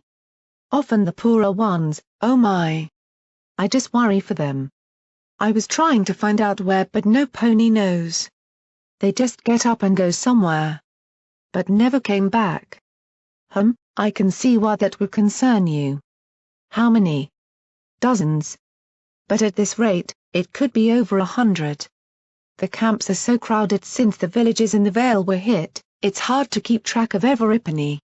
Oh, I'm so worried. This is my responsibility, but with things back at Cantlett, I can't spend any more time here to look for them. I don't know what to do, Rarity. Fluttershy, darling. You have an entire ministry behind you. Searching for every single lost pony isn't something you need to do yourself. I know you feel like you want to, but go to your hub in Philadelphia. I'm sure Drive Flowerpot will be willing to look into the matter. Wait. Flowerpot? That was the ghoul that Weathervane had locked up under Hearts and Hooves Hospital. I suppose. I just see the mothers and fathers missing foals or children missing their parents and I just wish I could comfort them all. Rarity, when can all this just end? It will sometime, Fluttershy. It will. We've all got our problems to work through. Oh? Applejack said she was coming to Philadelphia in a week's time to investigate where 3 of her ministry's workers from the refugee camp went. Why? Did you lose something too, Rarity? Oh. Me? No, nothing at all, darling. Why would you think that? There was an odd silence for a few seconds where even I felt awkward. Eventually, I heard Fluttershy sigh lightly. I think I need to go. Aurora Star needs to see me before I leave Philadelphia for Ponyville. You too? My. That mare has been busy, hasn't she? Probably to give you one of those new memory diaries she's been working on. We're all getting one as a gift, all 6 of us. She's looking for funding to make more of them, you see. Some sort of design that records you as well as your voice. Showing you when it plays back. Rather impressive, I simply must say. But there is no way I am committing myself to history until I get some proper main attention from all this heat. Philadelphia is far too hot this time of year. Tell you what, Fluttershy, if you're still in Ponyville when I arrive there to get the train back into Cantlett, we should meet at the spa. Perhaps that will help you settle down. Just like old times, yes? That would be nice. I'd like that. I shall see you then, dear. I could hear Hooves getting up. Curious myself as to this old tale of ponies going missing and Rarity hiding something from another ministry mare, who apparently was her friend, I began digging through the drawers on the other side. Nothing. Just things that likely held the answers that I couldn't decipher. Oh my. Rarity, is that a gun on your desk? Oh. Haha. That old thing? Applejack sent it a year ago, protection against infiltrators, she said. She called it Rarity's Grace as though it ever matched the real thing. I tend to just leave it in my desk out of the way. She did her best and meant well, but it is still a rather repulsive thing. Almost on cue, my hooves slid open the last drawer to reveal the very item.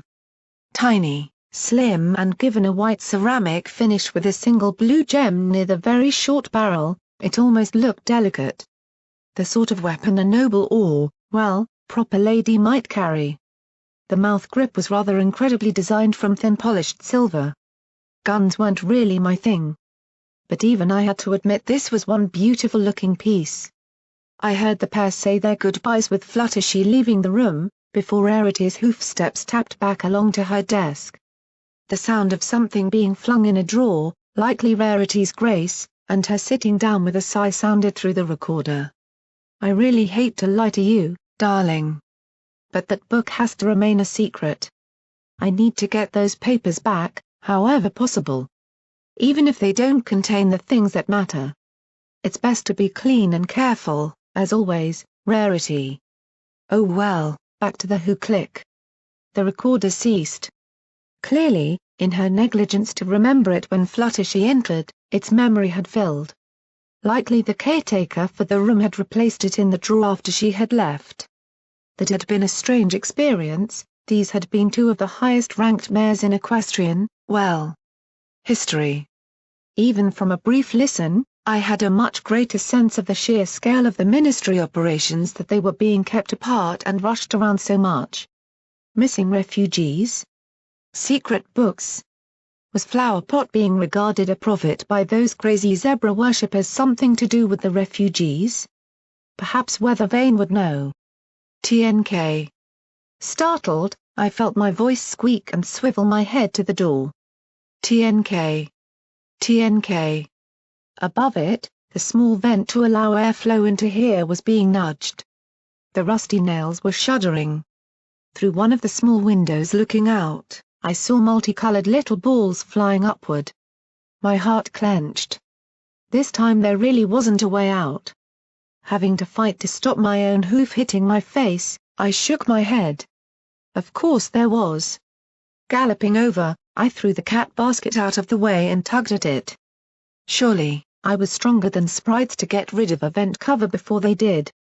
The small lock on the top of the vent was proving me wrong. It wasn't rusted at all in this carefully preserved office. Oh come on. Tugging, biting, bucking. Nothing would break it. Behind me, I heard a tinkle as one nail fell from the door's vent. I could see little colored bodies struggling around the edges.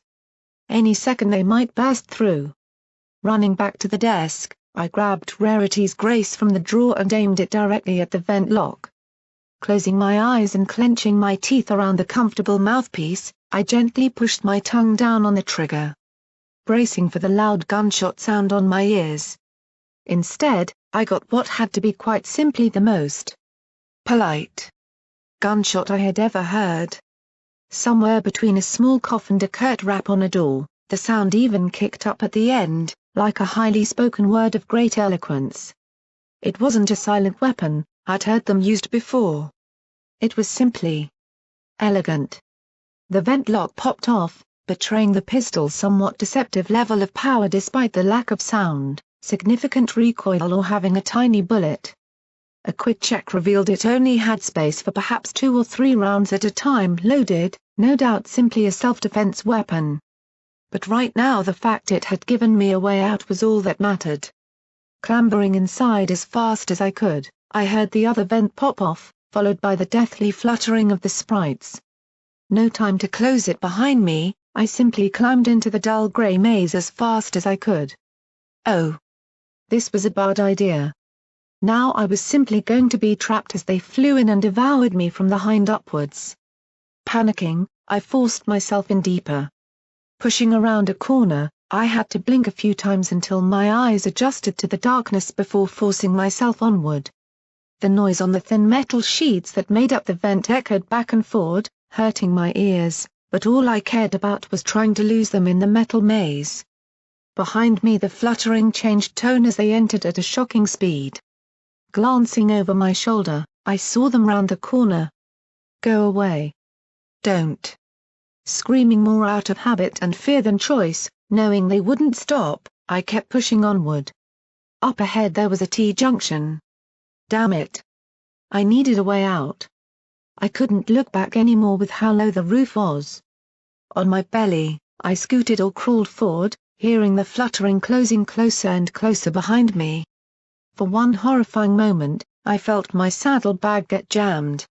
My hooves skittered on the floor as I kept pulling, unable to take it off in these cramped conditions. The thought of being devoured and not even being able to move or thrash was drawing tears of abject nightmarish terror. Come on! Hollering loud enough that I gave myself a headache in the echoing vents, I tugged and strained until I felt fabric tear and myself fall forward again. The past sprites were a mere 10 feet away. Toying with me, playing and staying as one small swarm. Soon I'd be exhausted. And unable to evade them any longer. Everything was misty through my eyes, they were wet enough that I could barely see, only hear and feel as I pulled myself to the T-junction. Yanking around to the right, I saw only a large fan at the other end. with a dead end on the way I had chosen. I was trapped. In a small metal box, I was trapped with pasprites. I didn't want to die. Not like this. Please no. Please no. Please no. Screaming, I kept pushing myself into the dead end, thumping the edges. Maybe one was weak. They weren't. Maybe there was a hidden hatch. There wasn't. This was it. I was backed into the corner, such a small area I couldn't even sit up. Claustrophobic feelings began to set in again. Turning and facing them, I saw the 8 pasprites buzzing toward me. Rarity's Grace fired twice more before the weapon ran dry. I didn't hit a thing. The second shot even led to me dropping the weapon in fear. I couldn't even properly hold a gun, let alone shoot something with one, even if it were of high manufacturing. I could swear the lead one grinned before they swarmed me. Amongst it, I couldn't even say where was being bitten or chewed on. I could only scream again and again in pain as I felt bits of me get grabbed and bitten. My hooves waved, warded them off, but they kept dodging and biting again. One of my ears was tugged, my legs, my lip. That dreadful fluttering almost becoming a sharp buzz as they kept flying around, always biting. Crying, begging, wailing like a newborn foal, I slammed myself back and forward against walls. I felt my hoof hit something sharp-edged that shocked me with an energy discharge. Shivering and trying not to open my mouth anymore to scream in fear of letting them in, I bit my teeth together so hard the shaking one aches and shifted. 3 of them landed on my stomach, starting to try and dig in as I fought to push them away, feeling the broken flesh beneath then and screaming through clenched lips as I fought to stop, then pushing the wound wider to fit, and small little streams of blood began to drip off me from the bites. With my desperate attempts only just keeping them from properly eating. But I could feel myself tiring. I didn't want to die. Please, oh great goddesses, help me. This was it. Alone in a vent, devoured slowly and painfully by pasprites, to be nothing more than another skeleton for Symmetry to be scared by someday. A gust of air brushed across me. Was it from their wings? No. It grew and grew. The biting began to cease as I felt air begin to rush from small grates in the vent walls. The pasprites were slowly moving away from me, but still struggling to fly toward me. One of them bit painfully into my back leg until I knocked it off. I was bleeding in a dozen places onto the floor. But the wind kept growing. Down the vent, I saw the fan chopping away. Hop. Hop. Hop. The wind grew stronger, nothing enough to move me. But the tiny pasprites were being sucked at an ever-increasing rate. Beside me, sparking, I saw the control panel I'd hit with my now burned right hoof. The bandage was blackened. Even as I saw the pasprites sucked in and sheared apart, I couldn't stop trembling on the spot. The feeling of them flying over me. Eating me. It wasn't disappearing quickly. Trying to stem a dozen wounds and feeling my ears and limbs stinging from shallow bites. My head felt dizzy already. It took me a good while to finally crawl back to Rarity's office and use what bandages I could spare from the thick wad around my right hoof to tie up the bites. Blood loss and exhaustion were quickly mounting. I needed to rest. Just a while. Staggering, I managed to limp over and lie in the cat basket. I was small enough. It was fair game. Before falling into a restless doze when my heart finally slowed down. I wandered the ministry after that. I didn't really know why. Only that I didn't feel ready to go back outside. Blood dripped around me, but an examination in a mirror within Rarity's desk had shown that each injury, while painful and bleeding, was not serious. I wasn't tough. But most of my days had been spent under the pain of some cut or bruise, for now I could afford to just stagger about and try to think. I'd completed the job. But somehow I didn't feel heroic like I should. Like little Pip. I'd won out of sheer luck and chance alone. Survival, though drawing the right card rather than by skill or wit. That seemed to be a running theme of my life. However, I had done it. One way or the other, I had faced something she had come up against and stayed alive at the end of it. Sure. I had faced a lot less than her, but it still kept me going to know that I'd walked the same path as her. The same challenge. Perhaps someday I might be able to do as she did. To always keep thinking and staying determined. Where she remained steadfast in my mind, I faltered and tripped on my own lack of confidence and fears. Did she ever get scared? Were there times that my hero might cry alone, afraid that she may fail? How had she felt being brought into Philadelphia? Wandering back into the office that held the bathroom and her discarded chains, I simply stood and looked at them. The same. But so different. Someday. Perhaps. But I had endured. That was enough for now. But there was one last objective to today. I still needed to convince Hive that I was worthwhile, somehow. I'd taken far too long in here for Mr. Shiny to likely get me anything of reward. In desperation, I emptied my saddlebag on the steel floor and began rooting through. Hive likely wouldn't care for dies. 3 caps wouldn't win me through either. Rarity's Grace would likely get me in more trouble to produce than to keep. At most, the best idea I could do was wait until I could hand it over to Protégé. He wouldn't punish me for finding something, would he? Then again. He had been the one to shoot me down. It confused me. Why did I still feel a certain trust that he would be nicer to me after that? He just confused me. My last memory of that confrontation was of him holding me in his hooves, trying to save my life. He hadn't wanted to shoot. Why not? It couldn't simply be that he liked me. All his talk about plans for me was infuriatingly vague and contradictory. He literally made no sense. Why was he acting like this? Shaking my head, I returned to the immediate problem. What had little Pip left behind that I might use? Tools?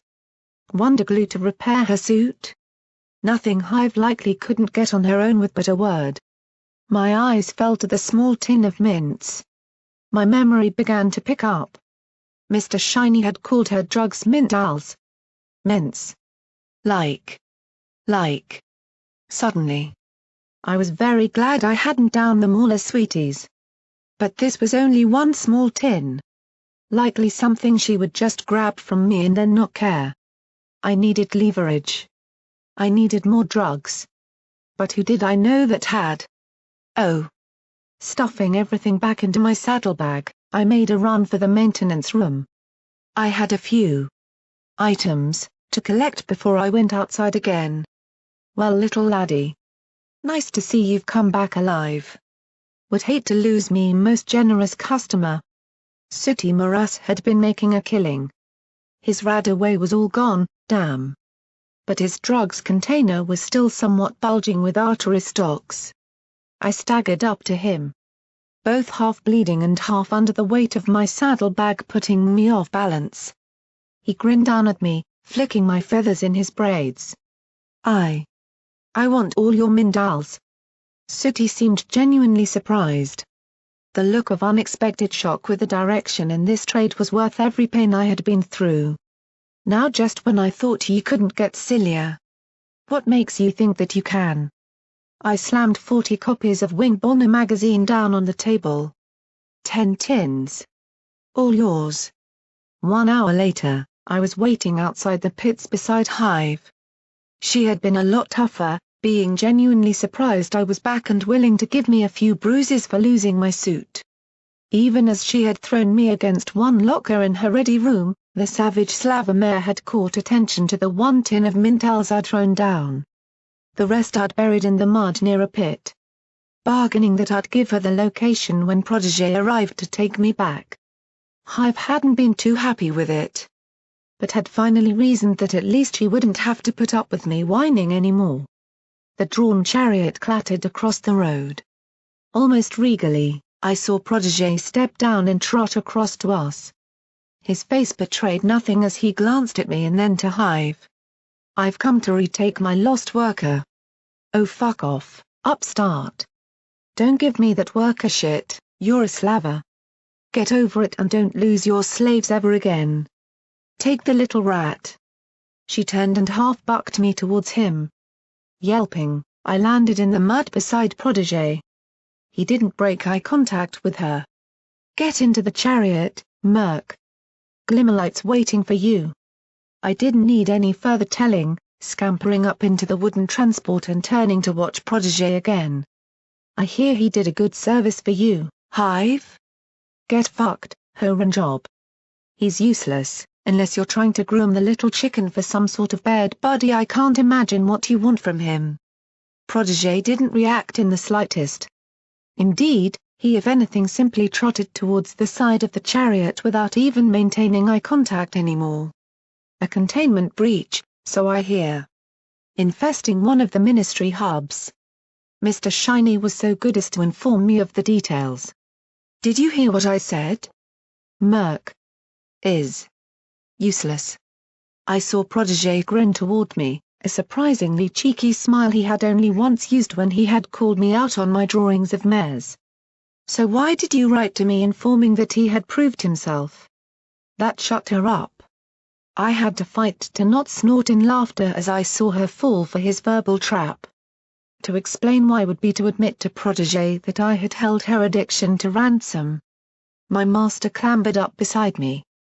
To the mall, riders. Take your time, if you please. Smoothly, the chariot rumbled off. Hive watched me intently as we rode past and back along the road. She continued to watch until we were 20 feet away. Before the cap finally dropped, I saw her rush forward in sudden panic. Unable to catch the chariot. Oi! Wait! You didn't say where the fucking Mindals were yet. You little chicken bastard. In the aftermath of her hellish pits and the pass sprites. The elation of escape too strong to not do it. I couldn't help myself. I waved. It is good to see you remain alive, Murk. Protégé looked back from directing the two stallions leading our chariot through the slave works of Philadelphia. I must admit I was worried that you might not return. We'd been sitting in silence since he had relieved me of my saddlebag's contents. Most of it he'd given back. I had blushed as he handed a couple magazines he'd saved, but Rarity's Grace now sat in his own pocket. Only now, as we were far away from the pits, did he speak. I remembered the harsh buck to the wall after the sentencing. He was being honest. But it wasn't going to cover him. You shot me. You stopped me escaping. Why? I had to. Master Red Eye does not permit workers to leave until their due is. You don't want me to suffer.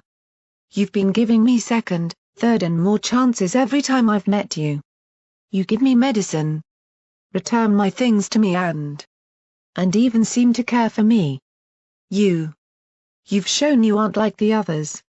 So why do you keep torturing me by keeping me in here? My eyes were probably going to tear up soon. The thought of how close I'd been stung deep in the wound across my chest.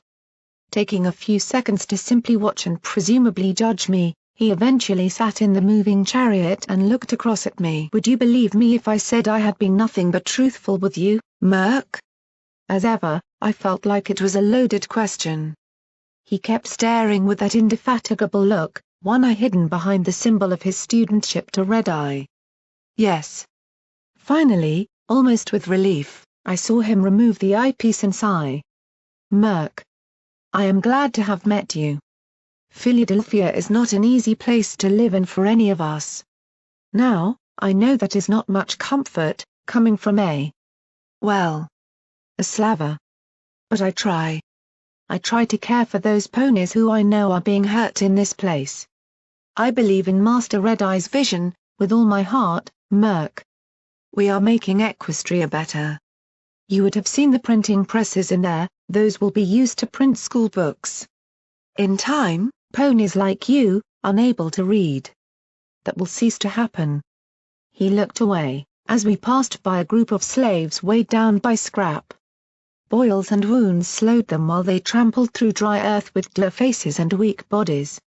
I've never said I liked it here. Ponies are ponies. I do not see slaves. My job entails problems, like the raiders. like shackles. The other slavers dislike me, as you've seen.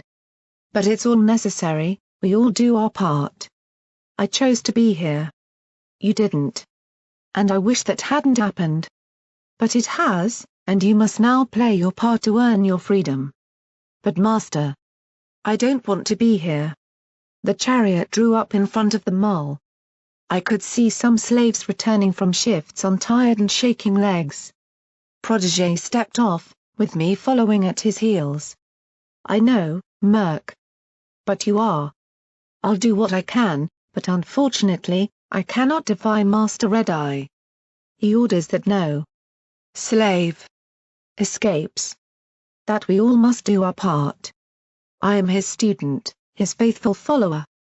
His methods are my life and his decisions my code. You heard me talk of loyalty to Minstrel. Well, I am loyal to Master Red Eye's flag to my core. He trotted towards the door. I simply stood before the Great Mal. My home for the next 2 years in his service. My thoughts drifted. Scenes of Protégé holding me desperately in his hooves. Clamping on my wounds. He had been crying. Master. Yes, Murk? I saw him begging again, pleading me to just come with him, trying to avoid me defying him. He wanted me to follow him. To show that same loyalty. Not to Red Eye. To him. Because he wanted the best for me that he could, short of what he couldn't allow.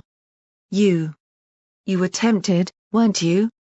Protégé continued to stare back, a blank look on his face as his eyepiece hung in his magic field nearby. To let me go. Time stood still.